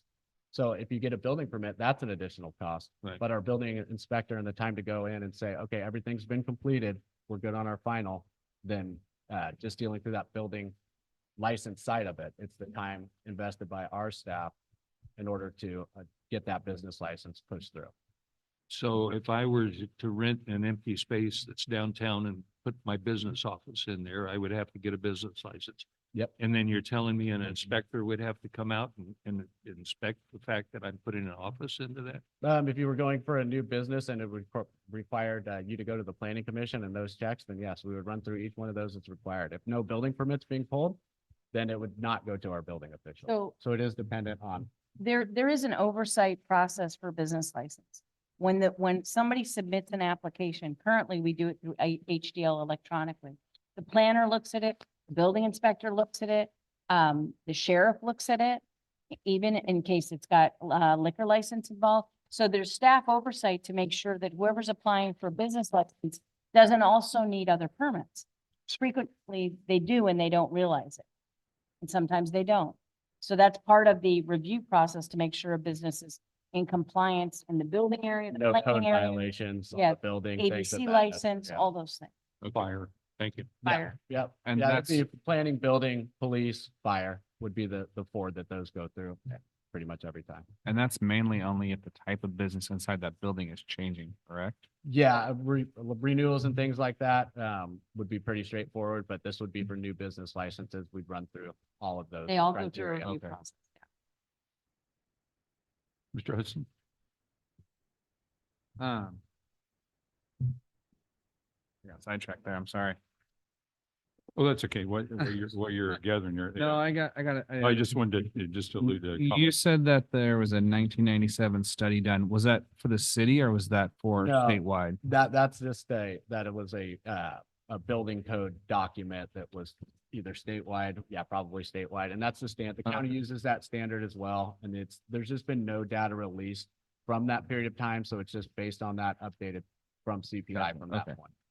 And then I noticed on here on one of these, it says main or your power box upgrade to 20 amps or lower. Is there one for if you go above 200 amps? Yeah, I believe that is a separate fee. And Oh. those are just samples of too. It's They're not the just whole samples, okay. list. Yep.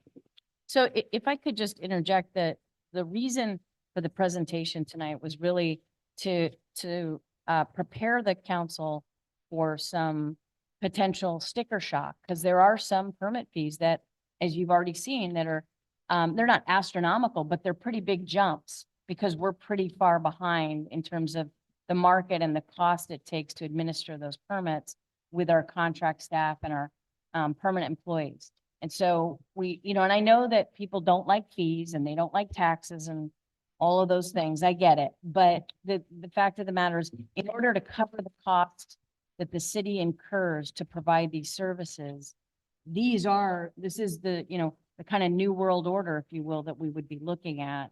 And we didn't want to just show up in April and you'll see it for the first time.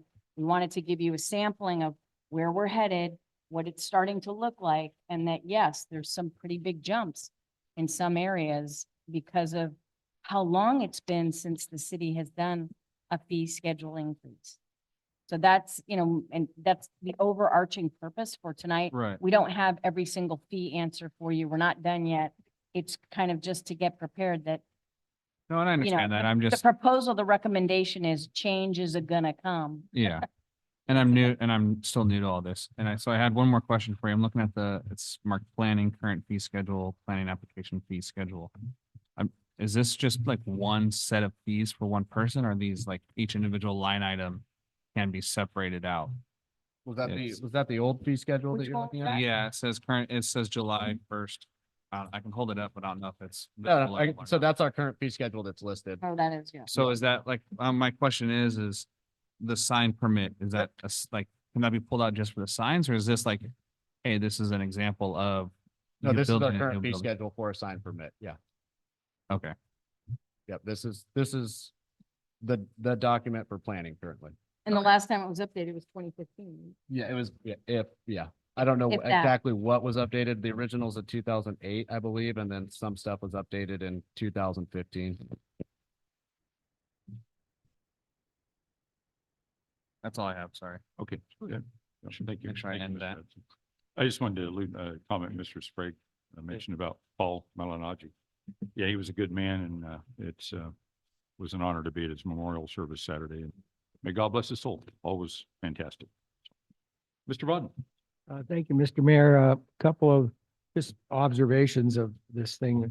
Is it fair to say that we're in concert with Orland more or less, since that seems to be the basis of folks saying we're good or bad? Yeah, I would say we're close to it when I compare Closer. it to county stuff. The next step of this after we get all this done is actually the comparison to local and other municipalities in our 'Cause areas. I would like to be able to say that we're in, fairly close to our neighboring communities in terms of that's what we're going to use in the sales tax program when it gets passed. Yep. There's a term under the fire department code called false alarms. And it says, let's see, penalties, false alarm. I don't know how to deal with that personally because, so Mary has a heart problem. She calls 911. We dispatch because we do, and we get there and Mary feels a lot better. Is that a false alarm? I would say it'd be pulling of a fire alarm Mm. system. These are business alarm systems. Where does it say that? It's a false fire alarm activation, Okay, so this is, and we wouldn't charge. so them. this isn't a phone call. So if XYZ business calls in for a fire, because their kitchens, This is a penalty for multiple false fire alarm These activation. are fire alarms. Mr. Vodden. Actual Understood. Fire alarms that ring into the fire station. Yeah, I have still I have quite- an alarm at my house, and when it goes off, the police show up. If I don't pick up the phone to say you don't need to come, if I get more than one in 12 months, I have to pay $50, and I've had to pay $50 before. I don't think I like that. But, So, I Councilmember mean, Vaughn, it if I may, works. interject here for a second. This really comes about with businesses not maintaining equipment. A lot of these false alarms are faulty equipment in which they're not doing the proper upkeep. Whether it's a water gong going off saying that internal sprinklers went off.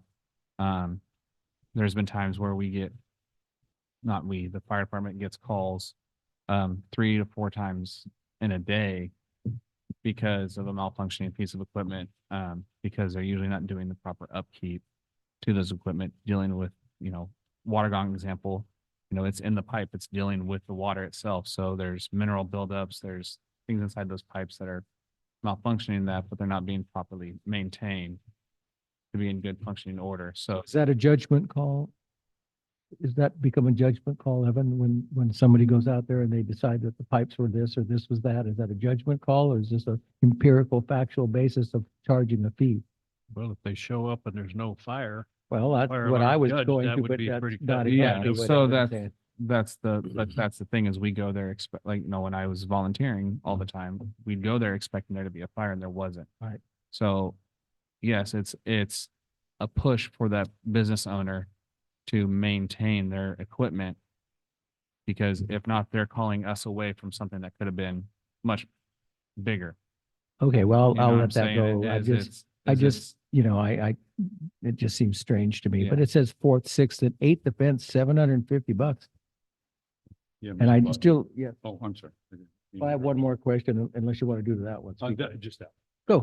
I can offer some insight. This was, I was on the council this a number of years ago that we enacted the fire response penalties.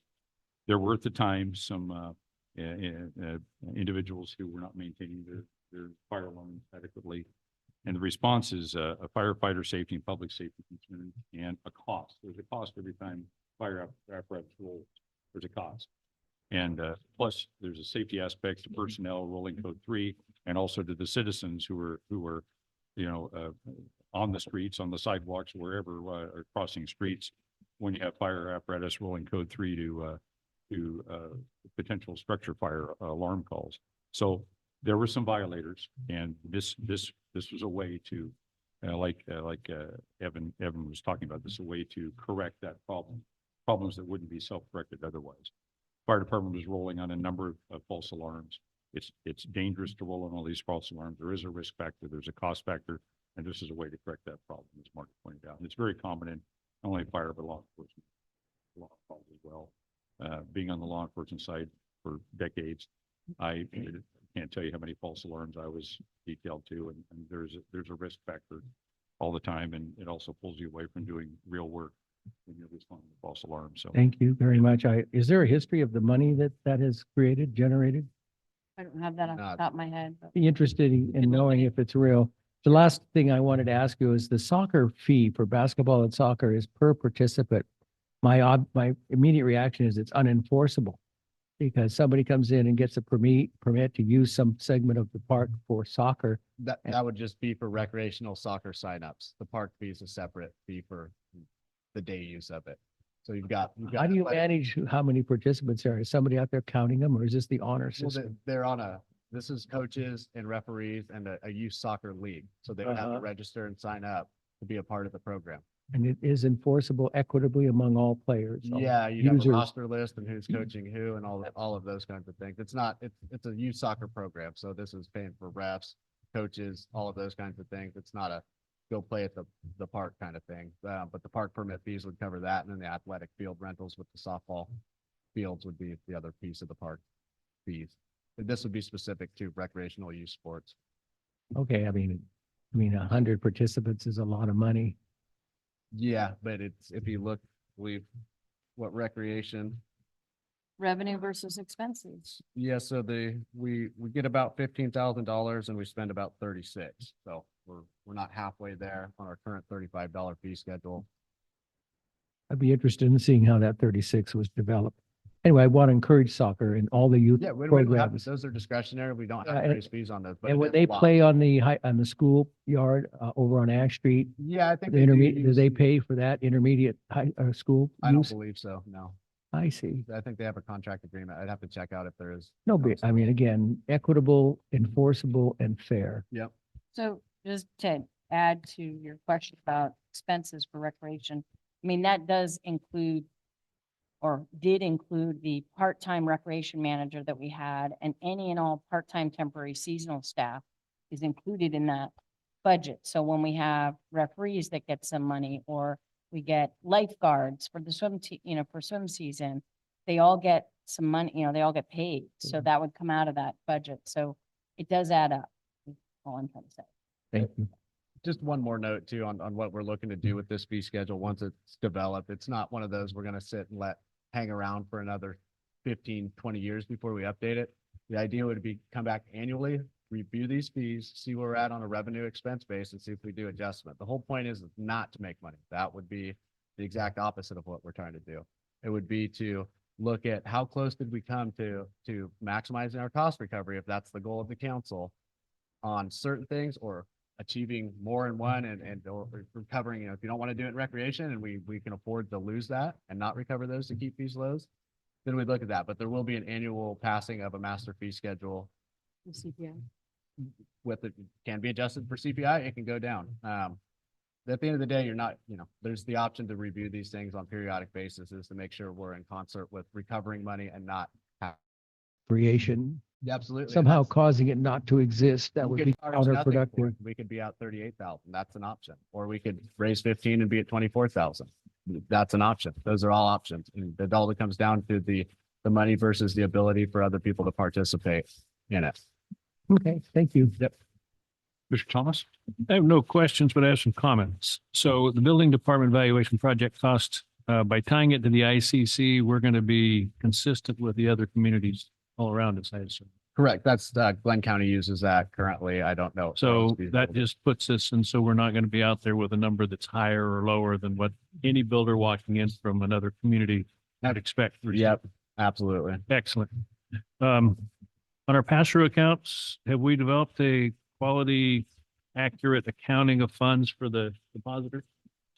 We're still working on the cost. But I I'm think, changing the name to cost recovery agreement because pass-through doesn't Cost sound like it recovery. means anything, but we are working on it and you are going to be our participant. We're still on I'm that. looking forward to it as a finance guy, because You are. the depositor needs to know where we spent the money. I Absolutely. agree. Yep. We They'll have a better we idea. realize the that. Planning side of how much they're going to be spending versus plus PTA and it being figured out on the spot for certain things. Cost recovery agreement, sorry. And the next two comments relate to permits. It's probably more of a Muni code issue, but do we have a alarm permit So we have the information of who to contact if that alarm goes off, both fire or police. And that's, because I had an alarm when I lived in Marysville as well, and floating balloon across the room set off the motion detector, and I had an alarm.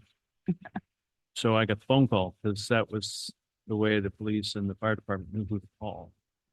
I That would don't be know. something that would be, Yeah, I don't know if it's codified. It might be a state law, Have but to I know check on there's that. usually a list. no, of that would be a municipal code issue. And then the last thing, and I'm going to hang myself on this one, is when I owned the title company, we were licensed by the state of California. And for 46 years, I paid business licenses in 2 communities.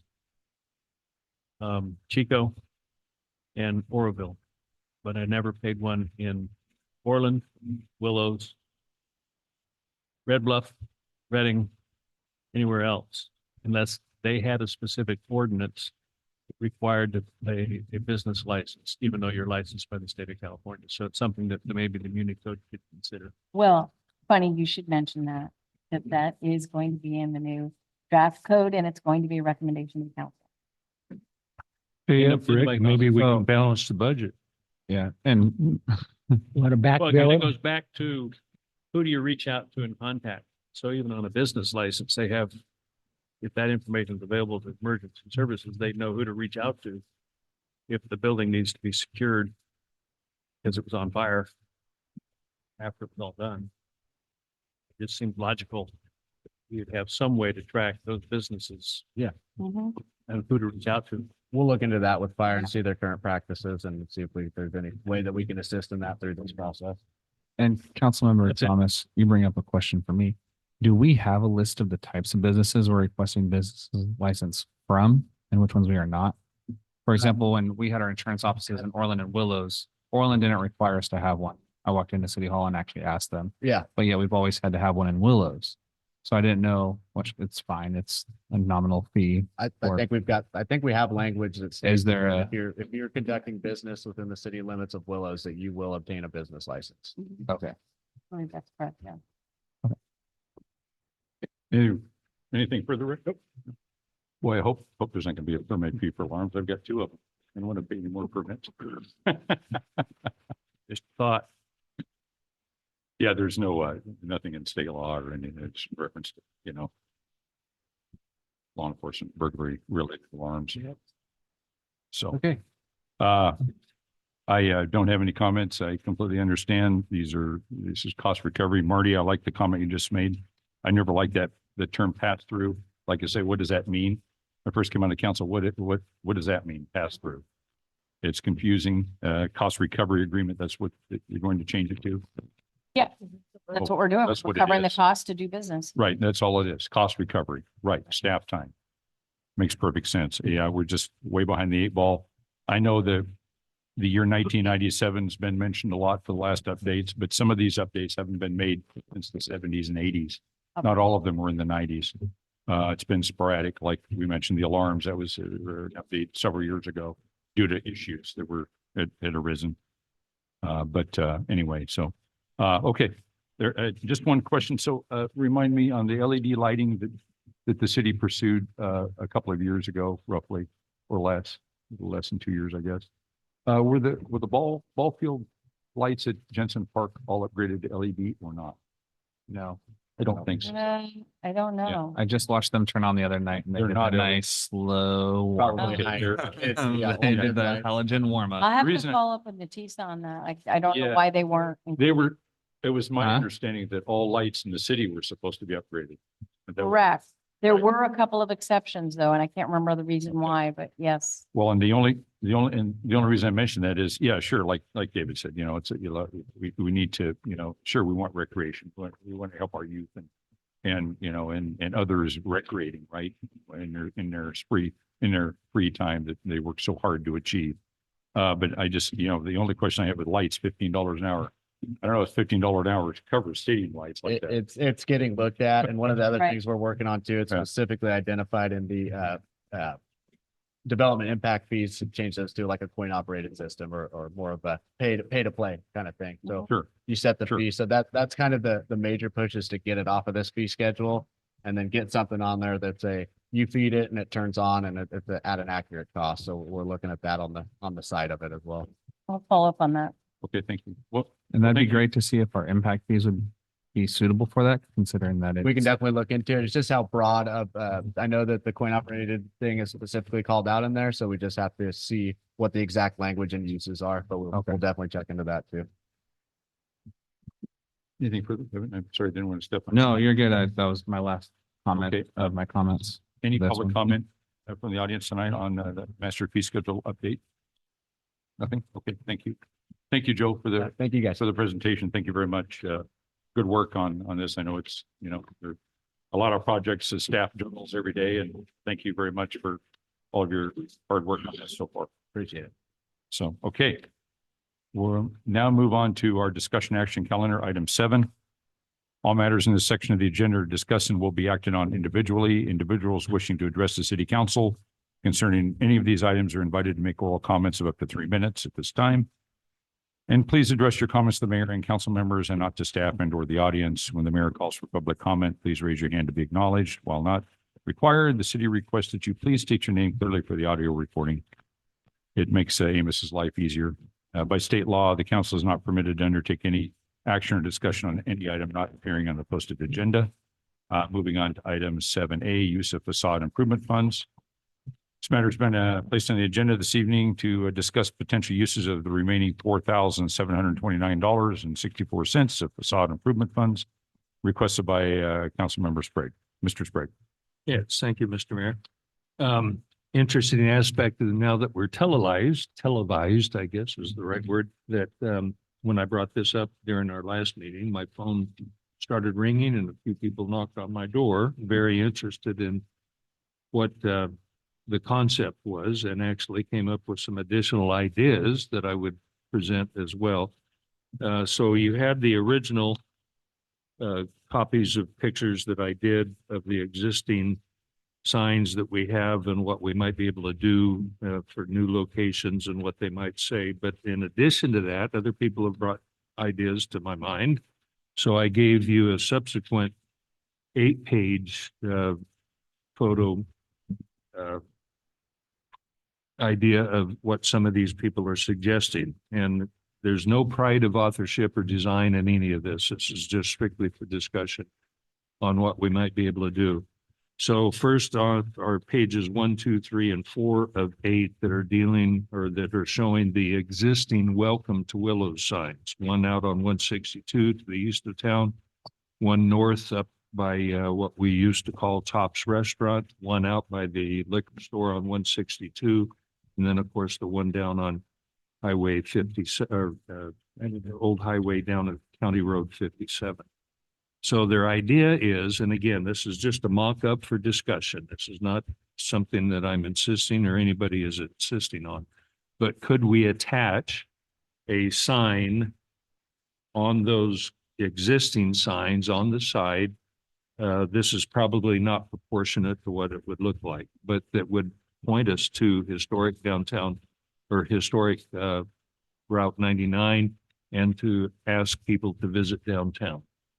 So those are the first 4 pictures that are some ideas.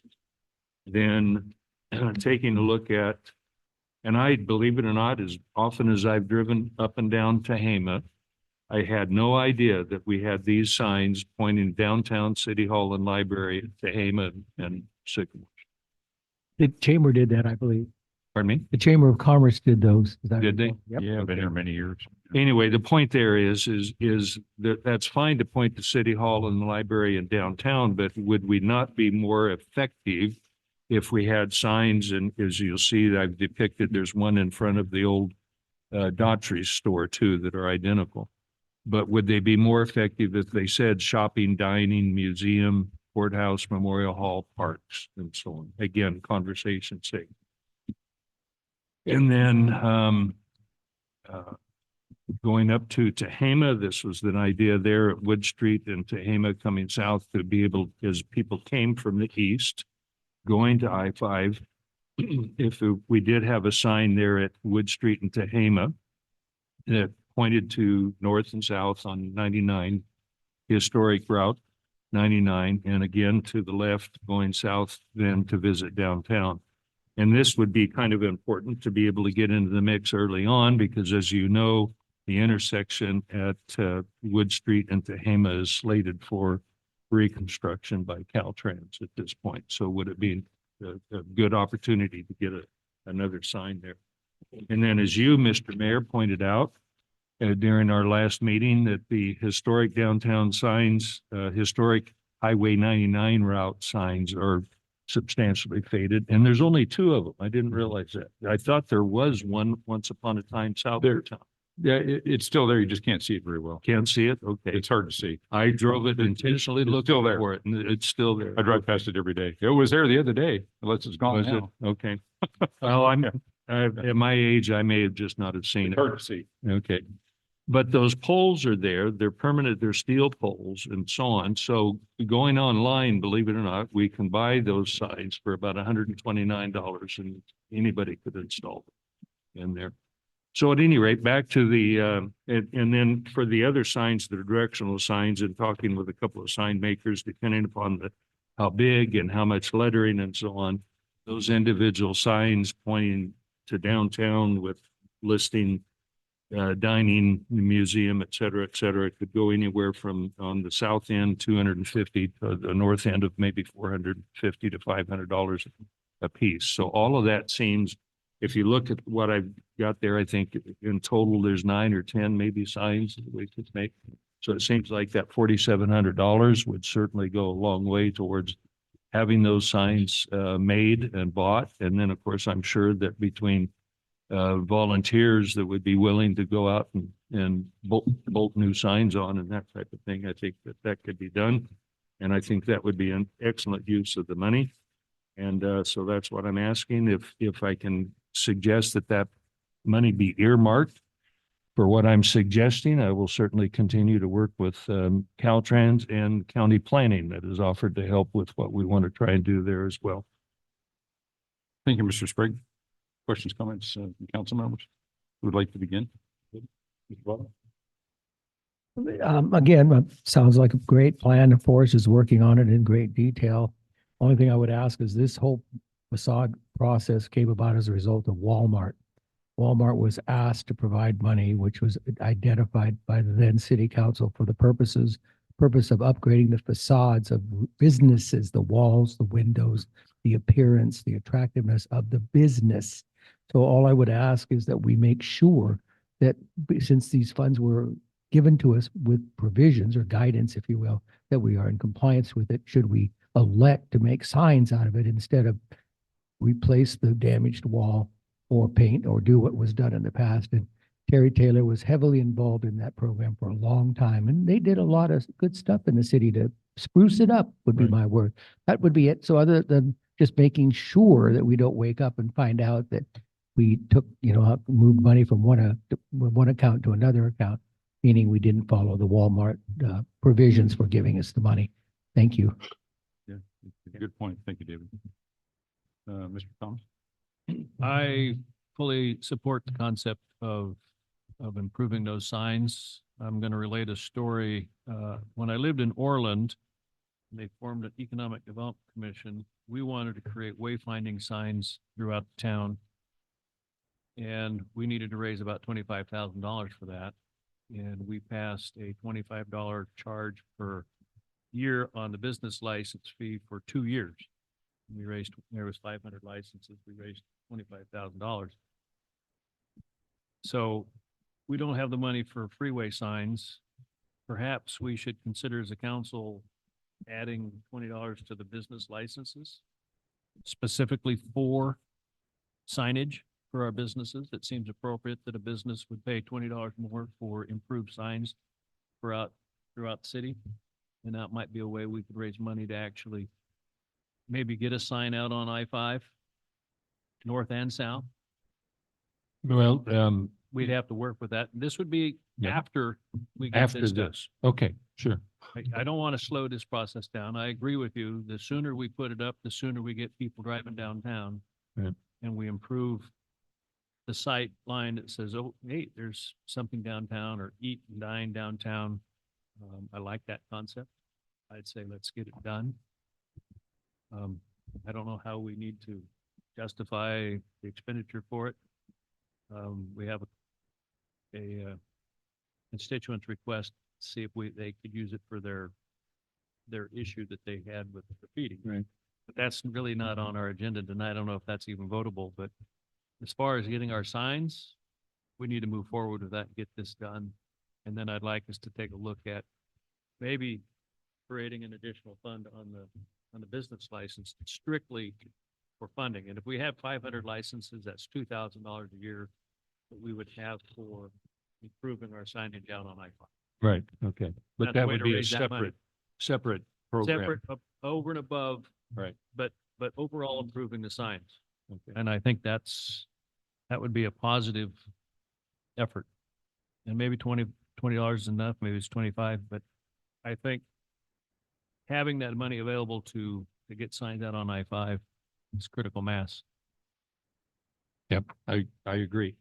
So I if would may- support, If, do you have a budget for this? not yet, and that's the first step here, and that's where I was gonna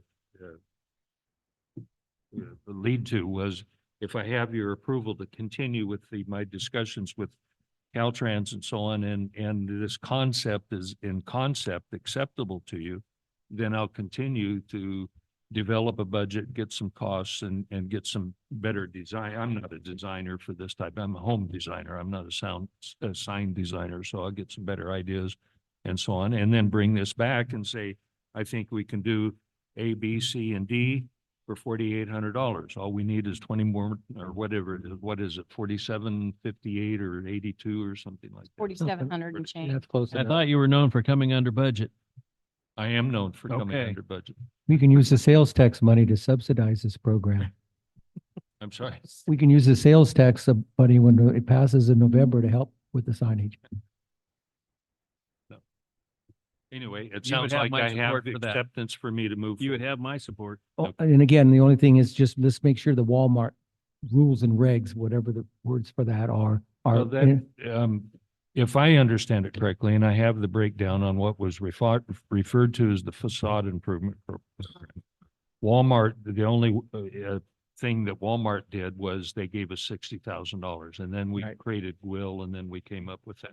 Good. Those guidelines within that are probably not appropriate for what we're doing. What I'm suggesting, instead of taking the surplus funds and putting it into the general fund or spending it on something else, is that we take that Right. money, massage the system, and go forward with the use of that money. I don't think the way I remember reading the facade improvement program, it didn't fit this. It does not fit it. Well, it fits in the broadest sense of trying to generate business Well, downtown. and again, it's a residual, not a surplus. It's the leftover from the 60 Okay, the grand. So residual, thank you. I think you can. I mean, again, it's been a long time and Well, it's just been to- sitting there. To I'll- clarify, Karen, the former planner, brought this to the prior council in the spring of 22 because we had not very much money and it was like, well, what does the council want to do with it?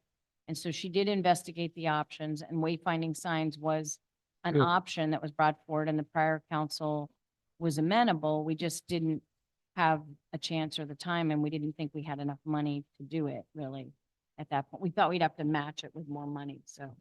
But it did seem to be eligible to do wayfinding signs with goodwill money. Good. Yeah, That's it for it. My As long as initial we can cost- Pardon me? say to the public that we use the money in accordance with the intent. Okay, It's with the intended intent, always. yes, thank you. Yeah, and but preliminary numbers show that this can be done under $5,000. I've been reading those numbers. I believe that, yeah. Right. And Okay, So if I may weigh in a little Yes. bit on this, I really like this idea. One thing I don't want to do is I would hate to restrict something to a budget and get mediocre signs made when it's going to be a long-term situation.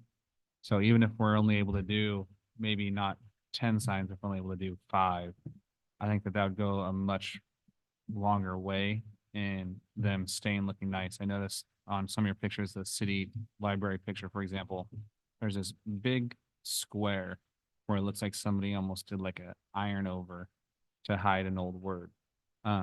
So one of my things would be if there's a way for us to, make these so each line item is removable and maybe leave an couple extra spaces for us to save room for additional items to be added on there. Right. I think that would be ideal.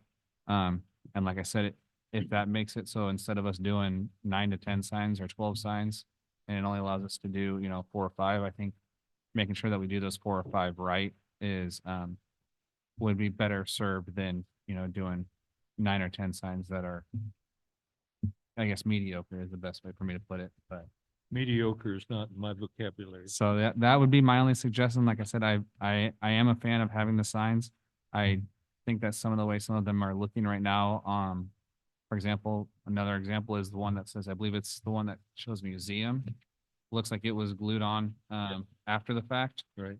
Um, Bumper sticker. yeah, and I'd like to find a way to where we can avoid doing that, 5, 10 years down the road. I'd like to see these signs where we're able to unbolt and bolt on a new nameplate or something like that if something happens to it. So My preliminary investigation in using a 35-mile-an-hour speed and the size of a letter and the number of letters that you can put on something. Mhm.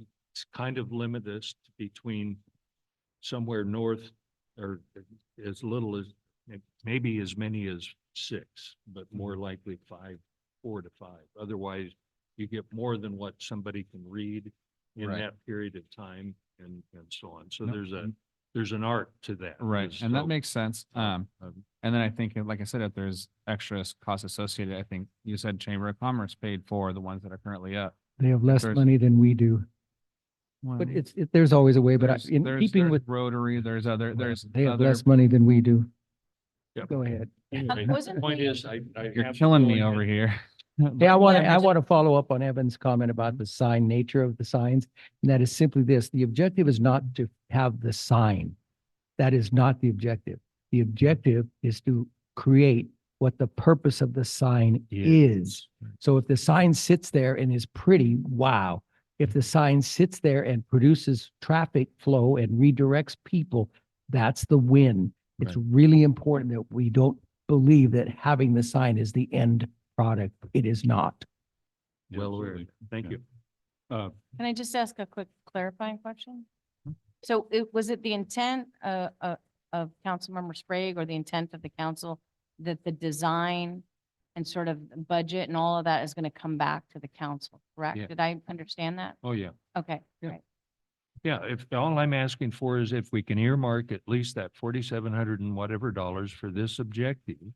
And then give me permission to move forward with the people that I'm working with on this, the professionals and so on. I'll bring back a budget and several design options that we might agree to. Okay. Thank you. Any further comments? Okay. No, I agree. Yeah. The signs have to be professionally designed and readable. I'm in favor of this too. This is inadequate, and thank you for your comments, David. Your good questioning along, is this an allowed expense? Yeah, it is an allowed expense. It's benefiting the business community. The city council chose the facade project, which was a phenomenal project and benefited many businesses. I mean, it was very successful, very successful. And here we are left with, under $5,000, not enough to do much facade work. So, but no, and like Evan's comments, sure, they need to be professionally done, readable. The nice thing about, when the green background signs first went up, they were mostly pretty readable at driving speeds. And like I said, David, you have to be in the right location, and you have to be able to read them, and you have to be able to get something out of it. We've got a mixed match of signs now, but yeah, professionally designed signs that you can read. I do like the green background because they do show up. Evan, your comment on the museum, when that sign was initially added, it's faded out. Clearly, the sun did that, but and also I highly recommend, let's not have anybody and their brother or sister out here putting along highways, putting signs up. They need to be professionally, erected by our public works team who know how to do it and know how to work around traffic. We don't need to have Marcus come here again with somebody getting hit by a vehicle, putting a sign up. So absolutely not. Let's, do the right thing here with use of signs and agree with Evan. We may only be able to get, 4 or 5 signs now and maybe the historic signs, later. If, there may be money for the historic signs. They're a different color, they're the typical brown historic signs. But, yeah, readable signs that are in good locations that, do something. So anyway, I think this is a good use of the funds. So thank you, Mr. Sprague. And, any public comment on this matter? No? Okay, very good. Thank you. Marty, do you have any direction from the council? On Or do this you need item? Further direction, yes, on this item. No, because Councilmember Sprague's going to work on this Very good. project, so. Okay, very good. That's, and And it's when still you're for- ready, you're going to tell me when you're ready to bring something back and we'll get it on the agenda. Very good. Okay, thank you, Mr. Sprague. David, we have one more item. Are you good? Yes, Yeah, we're getting close. We're going to take we have one more item this evening before we move on. One more action item. Item 7B, agreement with Willows Unified School District to lease city-owned property. Consider authorizing the city manager to execute a lease agreement with the Willows Unified School District to lease city-owned property. This is APN number 002-031-005. Marty Brown. So I will make this quick. There apparently is a parcel in the middle of the high school campus that the city of Willows actually owns. And Thank you. and so currently the school district received a state grant to build a solar array on top of this parcel currently has a parking lot in it. It's next to the swimming pool and tennis courts on the other side of the where we face on the other side of the building that's over there. And it is completely, it's a donut hole in the campus that we own. And they want to put a solar array on it. They have a state grant. But before PG&E will allow them to hook up to the grid, they have to have some ability to demonstrate that they have control of the site and the property long-term. We'd like to come up with a lease agreement with them so that they're able to, I don't foresee any reason why the city would take the parcel back. We did joke about putting the police department there, but that might be pushing it a little bit. They'd have on-site police and we could recruit there. It would be great, but that would probably be a bridge too far. So it seems likely that it probably is in the best interest of the city to have a long-term lease, but I think ultimately with the goal of transferring the property over to the school district, getting it appraised and negotiating something reasonable with them that works for the city and works for the school district for them to have complete ownership. That transaction, however, will take more than a minute and they would like a lease agreement pretty much by Friday so that they can move forward. Yeah, that's why this was an emergency item that got put on the agenda. And you got a very late staff report because I didn't know until 3 o'clock on Friday. So here we are. This was another one of the fires that come up every day. Yeah. After the agenda was posted. On the other hand, the school district's been very supportive of the city with the swim program. And, it seemed like if we could come up with a way to help them, even though I would have preferred a longer time frame, it seemed worth it to get it on the agenda and see if the council would consider a lease agreement with the ultimate goal in the very near future of hopefully transferring it to them if the council's amenable at some sort of an exchange that works. For the city. Can the school sponsor our swim program as a lease?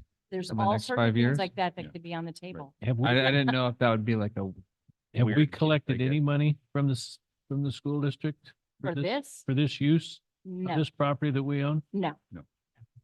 Yeah, we It was mentioned to So- me when I first got here, like the If- very first couple if- months. If I may, Yeah. just a little history here. Before the Willows Unified Bond, I believe, was passed, I think it was a 1957 bond. It's dropped off the tax roll since then. But I believe it was 57, might have been 53, but I think it was 57. I'd be confusing that bond with another Princeton bond, but Willow Street was a through street at one time to Merrill. That's why it's chopped Right, up over right. the campus, right? So of course, Willow Street ends right in the area of the football field right there, as we know. So yeah, and there's this small city parcel there Who knows? It could have been the parcel without seeing a map of it. The parcel might be where the city street's at, might have been where Willow Street's at, actually. That's There was an probably, aerial map attached. Did Was you there? see I that? did Yeah. not see it's a- that. Yeah, it's right here. Attachment one. I know there was oh, there it is. Looks like we're That's under revised. crossing revised. several property line or buildings. That is So- very likely. Yes. Just move it over the Uh, pool and we'll take over the pool. So anyway, yeah, there. I inherited this, okay? It's not But, me. uh, It's not me. But yeah, this is, clearly, I mean, it's located on the Willows High School campus, so. Well, and what- it's surrounded by the entire Yes, it campus. is. you know, Yes, it so- is. So anyway, I just wanted to point that out. At one time Willow Street was a through street, but, before the construction. Well, Mr. Mayor, I don't really see a lot of dialogue required here other than to make sure you make a really good deal. There's a I time did to be tell them that They aggressive. should own the I property. mean, it's and not we like should come up they with have an option agreement here. Of something that would work for the city. I did say that. They're very much open to it. But I know, I do realize that right now, the ball for them is focused on getting hooked up to the grid. I think they have a deadline with the state grant. Well- So they're focused right now on the shorter term. But But- they agree, they're happy to talk about the longer term. Your resolution says 20 years and your dialogue says that at some point we might consider selling or doing a land exchange or tax-free, whatever exchange. So why does it have to be 20? I would propose your resolution based on a 10-year window just for no other reason. The length of their lease. So Probably has to Yes. do with the solar. this was a bit of a Is- shot in the dark. I'll admit it. I wasn't gonna have one. The city attorney recommended to me I needed one. I couldn't get hold of the school district, the superintendent's at a conference, the finance director's at another conference. I could not get a hold of them as I was writing this. So I came up with something thinking, you have a grant. PG&E is gonna wanna see that you have long-term control. So I did that just based on my knowledge of life and experience. So sorry, if you want to try to reduce it, we could, or if you'd like it that, maybe the direction should be as minimal as possible that still allows them to hook up to the grid and then I go off at my discretion and negotiate that with them. I'm happy to, I don't want them to lose the opportunity though either, I would but I say, don't we- know how many years they need. I would say we could pass the resolution up to a 20-year land lease And I agreement. try to get less. But my question is, what would be the lease payment? And are we bound by, it needs to be fair market value in order to, I don't know Don't go there. I don't know the nuances of what we have to do as far as, Get the most. moving. And I'm sorry, Carolyn, that's just, Don't be sorry. No, I she- had the same concern. She had the What- same. what do we concern. do for a lease payment? And I don't want to try to make money off of them, but No. You I can't. think as We a can't. burden, as a Not once stewardship for the city, we need to collect some fair market value. I could have it appraised and come up with it that way. I, Happen by Friday. no, That's the issue. it won't happen by Friday. And so my recommendation is to move forward with it at some nominal fee and then very quickly get the property appraised. I've already talked to the city engineer about it and move forward with them to actually transfer the property to them at a fee of some sort. And that the lease for now doesn't have a fee attached to it because I can't do it by Friday, you're right? This is but on the other hand, we're not getting anything and nobody's going to pay us for a donut hole in the middle of a high school Thank you, Mark. campus. Thank you, So Marty. I have a legal question for Carolyn briefly. So if we approve this resolution tonight to satisfy, Willow's Unified School District's needs, and they have been a fantastic partner, and we definitely want to work with them. Should any of the language be amended on this resolution, or could we go ahead and approve this resolution as written, and then another resolution could come forward when Marty has ironed all these details out? Approving this resolution, does that hamper us from any amendments to, or bringing forth another resolution in 2 weeks or 4 weeks or whatever? Absolutely not. And that was actually my original request or, I guess, suggestion to Marty. The resolution is just a formal a way for the council to make a vote. It's just a formal vote basically by the council. So you absolutely can amend it or make a new one in 2 Okay. weeks. Very good. I just and you don't necessarily need a resolution for the lease agreement. I just felt more comfortable having a resolution, as a general practice. And that's what my advice to Marty was. And that's why she presented the resolution. 'Cause I think it's just a better practice to have a resolution for any vote, especially on a lease agreement situation. Yeah, thank you, Carolyn. Thank you very much. I mean, clearly the school district's up against the wall here. They have a hard deadline. That's We the understand impression I that was left with solar systems, we understand that. It's very technical and, I'd be in favor of moving forward with this tonight. And then it can always be amended at a later time when we have, you know, either a lease or purchase agreement in place. Is there some way, that maybe, I mean, you and I kind of talked about it via email, which isn't totally iterative and productive necessarily, but the idea that somehow something could be added to the resolution that shows the council's intention of expediting getting an appraisal, negotiating transfer of property. that Sale. There's no intention of having a 20-year lease, that there's really an intention of moving forward with, here's the property in exchange for something, I think it's Can we just do a Achieve lease to own? right? Can we do like a lease to own agreement? not right now. I mean, Not, I don't think, that's under- not gonna happen no. by Friday. Because that's essentially the a purchase concern. agreement part of it. Okay. Well, we need the resolution. or I the- guess it's really So kind I of, guess it's kind my- of a question to Carolyn's, like, could Well, we do that? We've already amended the resolution to include up to 20 years in the lowest amount possible. So, yes, I guess I just wanted to verbally demonstrate the intent of selling and appraising and negotiating, which isn't explicit in this one. So we're just authorizing you to create a lease document. We're not creating it. Won't you have to create a lease document yeah, wherein do you could something put in those things? correct. So if we amended the resolution to say city manager to execute up to a 20-year land lease agreement upon terms agreeable to the city and the Willows Unified School District. That be sufficient? The city attorney I just can mentioned show you we what should I have some wrote. sort of nominal fee. some sort of, So why you have to mention the fee in the resolution. I don't think it should be. It should I be in just the said lease, not in the upon resolution. terms agreeable to the city and I think you can just give direction in agreement to staff to create the lease, but I think that you should include the lease term, whatever that is, in your resolution, as well as some sort of fee. No fee in this, is there? There's no. there fee in isn't the one resolution. there yet. Do we know how big the parcel is? How many square feet? I don't know if it's top of my head. Joe knows, I'm sure. Huh? I'm trying to recall what we looked at on parts of. Well, this was so last minute that I tried to save Joe Yeah. from the I'm not craziness gonna of make an estimation off of my memory at this point. So, yeah. You're saved. Yeah. All right. So I would like to see, I I'm mean, gonna say it's honestly, about 6,000 square feet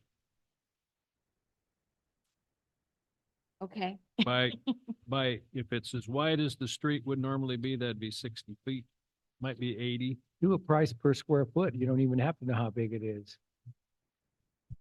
Well, if you look to the street to the left of the picture, that's probably a 40 foot width. Yes. So what Does it- about That's just probably doing, 60-foot right away. Huh? That's probably a 60-foot right away. Right, exactly. We're So guessing. your lease, Right. you're probably So- the red square is probably something. what if more we than- just confirm the zoning and based on the zoning, we come up with an appraised value per square foot and whatever the square foot is, that's what the answer I like that. That How about works for me. that work. I don't know what the Yes. zoning is off the What's top of my the- head. well, like I'm still stuck on the pool thing. What are we paying them to rent the pool this year? 15,000 is budget. So is there an option to do, I hate to call it this, a cowboy swap essentially of allowing us to lease their pool in good faith that they will have a lease agreement for this piece of property? I've started And- that conversation. Okay. Yeah. Because I think that would be the this is- greatest thing I and then apologize, say, this is so on the fly, but yeah, well, and then Well, we say, hey, for 2 years, we would like lease the pool for free. Hopefully After- not 2 years. we We're gonna be intend to open have- next year. it's intended to be done by next summer. I understand that Yeah. intended and what actually happens hardly are ever on the same date. I'm It'll be gonna, done. I'm gonna go with that. They gave me birth dates for all my kids and they were never on the right day. Okay. So I'm just saying with, if we have an lease agreement and then say after 2 years, they have an option to purchase the property. A, that gives everyone enough time to go through the proper channels. We'll figure out where we're even at as a city, you know, and kind of go from there. And that would give us an option. Whether you want to do 2 years or 1 year, you can do that. Well, so I guess, I think we're gonna confuse it. yeah. Um, I mean, I- the I thing would I'm confused say- is what do we get then when we transfer the property? Let's say in the next 12 months, we get it appraised, we've got this lease agreement with the deal you just said in exchange for the pool. Now what's the new thing that I'm asking for in exchange for permanent transfer to them for ownership? Mhm. Cross that bridge later. Yeah, I'm Well, but saying we're this would, already articulating something right now. We're not articulating any transfer of property. no, I'm just articulating that they have the option to buy after a Think 1 year tying it to deal. school, it's just Well, gonna that, muddy the that water. was the reason for my question to Carolyn about if we just approve this tonight as written. Keep it very general and then. give It can to come the back city at a council. future Okay. meeting when, The lease Because- says the details. because Yeah. Marty The lease. indicated that the school district approached her with this last minute, Mhm. you know, so the city's doing, Marty's doing the school district a huge favor here. You might be We are, tonight. We'll we are. see what you want So- to do, but And, you know, they've been a good partner and we have got a great partnership. So if this works to move forward with this tonight, I'd recommend we move forward with this resolution to satisfy the current crisis loosely because it's not Situation. our Our problem. crisis. We didn't create the Then crisis. we can revisit this at a future meeting when more information is known. I move that we authorize the city manager to execute a lease agreement with the Willows Unified School District to lease city-owned property APN 002-031.005. Councilmember Vaughn has moved to approve item 7B in the resolution as presented. Is there a second? Second Councilmember Sprague has the second. Further discussion? discussion, just for clarity, you brought up in your opening remarks, Marty, something about the space that's behind us back here. That has nothing to do with this whatsoever, correct? no, I was just saying that the location of this parcel is on the other Other side side of of that, the building that we face in the back parking lot. right. So you'd have to walk around that building. Yeah. Gotcha. Thank you. Thank you. Okay, it's been moved in second. Any further discussion? Mr. City Clerk, this I think roll call. vote. One, my Uh, only Mr. Hudson. thing would be to, if it can at least, the rent could be enough to at least cover our rental costs of the pool. We're in a financial deficit. Mm. If we are able to I did offset our, pitch that to them rent. immediately, actually. yeah, I mean, my thing is if we can find a line item that we're able to mark off of our list that's putting our city into a deficit, Correct. then let's try and do that as best we can. Okay. Any further discussion? Mr. Hoover, roll call vote, please. Councilmember Thomas, Aye. Councilmember Sprague, Aye. Councilmember Vaughn, Guy, Vice Mayor Hudson, Aye. and Mayor Hanson. Aye. Was that a yai? it was a yai. That was a yai. It was a Aye, sweetie aye, pie. aye, aye. All Matter- yais. Matter carries unanimously. Thank you very much, gentlemen. Moving on to 8, comments and reports, item 8A. If I may make one comment real quick, Mayor, Mr. Hudson. that parcel is 0.69 acres. Didn't say 0.75. Okay, sure. So just reference for everyone. Sorry, Okay. that's all. Oh, no, no. I just looked that up real quick and so Are you- that's all I had. I Okay. just wanted to state the size of it. So Okay, very good. What was the size again? Ev? 0.69 acres. 0.69 acres. Okay. Okay. Item 8A, council correspondence. Received a letter dated February 19th to the city council in reference to the major use permit 2023-03 Henry's Mini Mart. In short, it's a letter thanking the county council for approving the MUP 23-03 at our February 13th meeting. It's submitted by a county resident and is unsigned. It's very well written, very well written 2-page letter. Copy to the city council, city manager, city staff, and also copy to the Willows Planning Commission. So No name or signature. no name or signature, and also a copy of the ballot. So that was the correspondence received. The only other correspondence received was the public comment that we heard tonight from New Young in reference to Red 88 and the graffiti incident. And that was read in by the two young ladies who approached the podium this evening verbatim.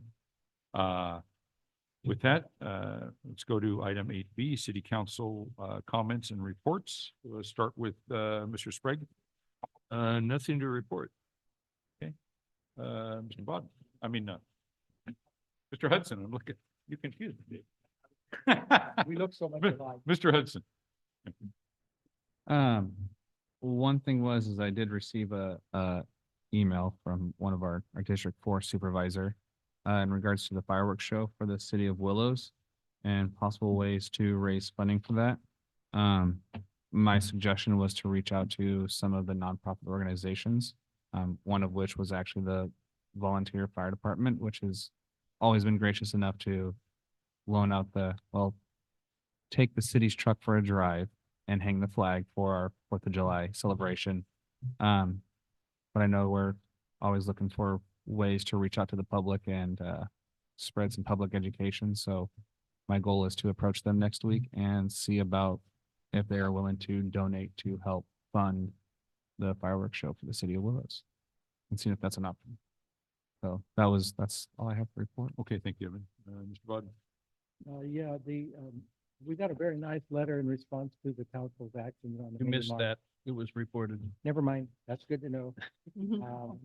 There was something else, so go ask Rick. Okay, Rick, we'll ask you. Okay, yesterday morning I attended a LAFCO meeting. The general discussion on that would be, anticipate some budget increases for next fiscal year to complete more of the MSRs, which is municipal service reviews, with staff. It should be fairly minor, but we should anticipate some increase in the estimate. Other than that, on February 29th at 3 p.m., I attended the Boys and Girls Club in Chico tour that was coordinated by Bobby Nygaard at the county. We went through the facility. I was impressed by the number of kids that were involved. The one in Chico is a community Boys and Girls Club, and they opened the one in Hamilton City as a school model Boys and Girls Club. So those attending the school district can attend and go to the Boys and Girls Club in Chico.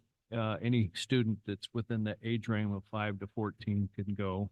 There's $100 annual membership. Most of those that cannot afford receive a scholarship of some sort. Boys and Girls Club run about a $4 million annual budget, and that runs clubs in Chico, Oroville, Paradise. I think there's a couple in Oroville, and I think there might be one in Magalia too. I'm not sure. There's a couple up on the hill, I believe, and Hamilton City. And they raise about $1 million personally to support their budget through a capital campaign. They're looking to see what we can do about bringing a Boys and Girls Club to Willows. Supervisors Arnold and Yoder were also in attendance. The programs are extensive for learning, sports, mentoring, computer labs, clothing, arts, games, job training. Food items are a priority, so they had dry goods that the children or their parents could just help themselves to, so the kids can have fresh vegetables and things at home.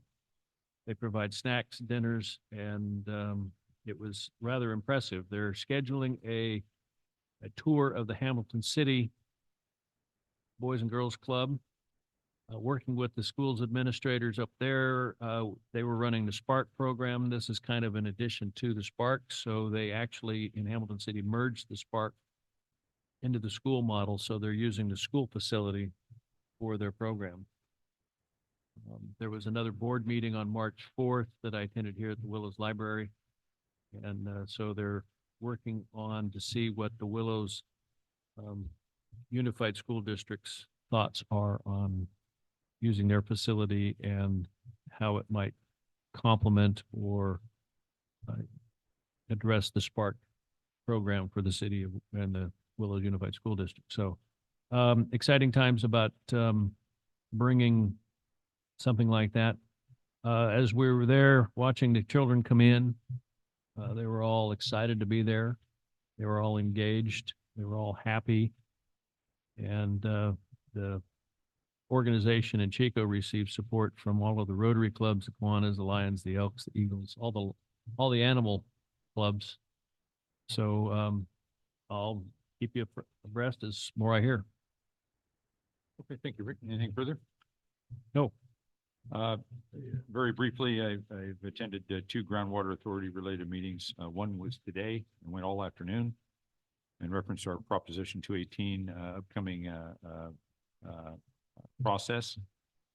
And 2 weeks ago, this coming Friday, and I forget the date, we had a joint, the second of a series of joint groundwater authority meetings with the Glen Groundwater Authority and the Colusa Groundwater Authority at the site's offices in Maxwell, and we're having another one here somewhere, probably most likely in Glen County. It's our term to host on March 22nd at 10 a.m. And that's all about the groundwater sustainability plan deemed incomplete. And a lot of work, extensive work, a lot of time, a lot of meetings, a lot of material to move through. We had a very productive, extremely productive meeting today, and the work continues. That's all I had to report. Item 8C, City Manager's Report. Marty? Just very quickly, I just wanted to see if the council would like me to come up maybe with a budget for upgrading the electrical at Jensen, as the district attorney spoke about this evening. He and I did talk about it offline, and he just said, could you help come up with a budget, and then I'll go see about fundraising in it, because I said, we don't have any money for that. And he said, yeah, I know, but it would be nice to know what that would cost.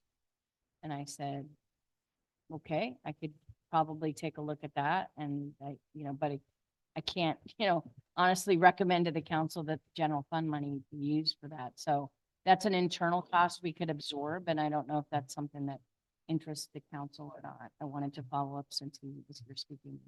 Thank you, Marty. We have consensus from the council to move forward with that Yes. plan? Yeah. Yes. You have consensus, Marty? Yeah.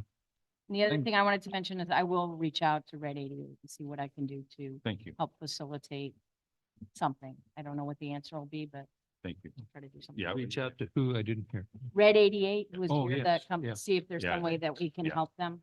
Yeah, and make sure that they understood that I was not trying to preempt what they were asking for. What we were doing. It was a separate issue. And it Right. really wasn't on our agenda to address, so we No, it couldn't. wasn't. Right. No, it's yeah, fair. concern, and staff will handle the matter. Thank you, Marty, very much. She reminded me of one other item. I've been speaking with Billy Throm, who, when he was Rotary president, Rotary installed the disc golf course in 2030 Park. At the time, Public Works didn't want permanent tee pads on the site. And of course, over the years, they've been mowed over and they were rubber mats and they were broken. And so he's working on coming up with the cost of the concrete. And Rotary is looking at purchasing the concrete and providing materials for that. And I understand he's been working with Matisa about actually installing the concrete. Yep, we had a meeting with him and our public works, and they were gonna be responsible for all the materials, and they may be doing them themselves with our supervision as well as a volunteer. We'll be more than happy to do whatever at the Rotary Club. It's just, Yep, nope, it was a great conversation, and I think will be something we can move forward with, and he was gonna come back to us once he had some better estimates of what the cost was gonna be. and he's facilities on that. working on that up for us. Yep. And at the same time, I had a conversation with Billy about, he's into the disc golf course. And there are disc golf courses up at Black Butte and Stony Ford. Stony Ford. Mhm. And it's really becoming quite the go-to sport.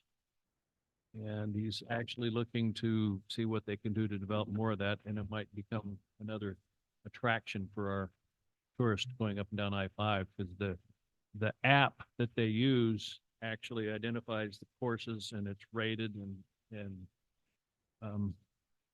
how, 4 or 5 stars, and it's the ones up at Stony Ford are very well received. So looks to me like there's another opportunity to capture some tourism recreation dollars.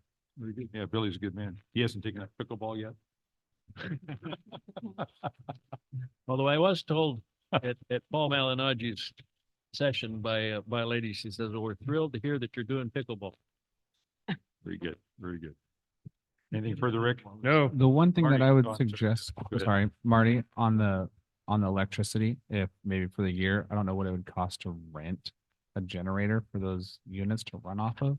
Or if that's something the Lamb Derby committee should be looking into for all their vendors, if they're blowing city breakers, or somehow to limit them to not overload our current system. Because I don't want to create a fire hazard where they overload the system and something short circuits or, you know, Yeah, Something I bad mean, happens inside the one of Rotary those. had a Generator. generator, and that Mm. part of the problem was our own system, mhm. not being able to, I mean, I think they were trying to connect to, I don't know, I thought Karen told me that there was an issue with our system. When the beer went The beer warm. wagon was not. That was Not an internal appropriate. problem. That an was a internal different problem that one? Rotary Okay. had, so. That was an internal We had that problem. figured Sorry. out. God. But- No, I'm just Yeah, saying, I mean, I they guess do that- have that's some of another- those. I mean, That, so Dwayne asked if we would look at upgrading it, if you would rather have people just bring. No, I would generators. like to, Yeah. I would like to see it upgraded so that in future events, whether it's that or the car show or whatever event we have there, we have the power to supply the vendors and things like that. I'm just looking for a temporary fix because it's obviously not gonna be fixed by this year. Right, I yeah, wouldn't, I no, wouldn't assume so. you're right. I assume that, and I think that Rotary knows that and is probably gonna do Yeah. some of their own We will. generators. Well, hopefully, of most importance is the safety of the current system. I mean, if it's something unsafe, then that needs to be dialed in. Right, And I'd like to comment on the Lions Club's gazebo, because they came forward and asked us to help them with certain aspects of that. It may not be electrical, remember that? Anybody recall that the gazebo top, and it had some, if Dennison was here, he could speak to it. They gave us some material asking for help with their gazebo. For the roof, they discussed the roof with us. They since have, I've been here, but Yeah. it's, we went and did a field visit and it didn't have any leaks or anything pressing. It may have been patched. I wasn't sure, but I did go and look at it. And compared to our roof, it's looking really good. But yeah, I think the actual gazebo itself, the issues have been addressed if there were. thank you. Okay, anything further, Marty? Nope. Okay, very good. Moving on to Other item side. 9. Joe, other side, Devin, pardon me? other side. And your wallet fell out. It's on the other side. I wasn't gonna tell him. I was gonna check it. Sorry. Darn. That was Sorry, I our. didn't mean to interrupt. I saw him digging for us, so I was letting him know. we're gonna take a quick break? 'Cause We're we gonna have take a go quick to break session. in 1 second. Okay, 1 second. Item 9, closed session. Pursuant to government code sections 549, 54.3, the public will have an opportunity to directly address the legislative body on the item below prior to the council convening in the closed session. And public comments are generally restricted to 3 minutes. Our closed session items are item 9A, conference with labor negotiators, section 54957.6, agency designated representatives, Marty Brown, city manager, and Carolyn Walker, city attorney.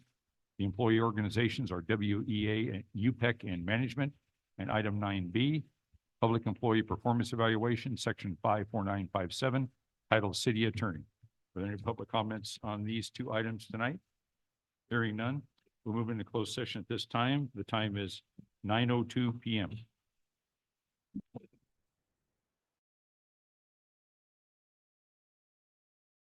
Nine 45 PM.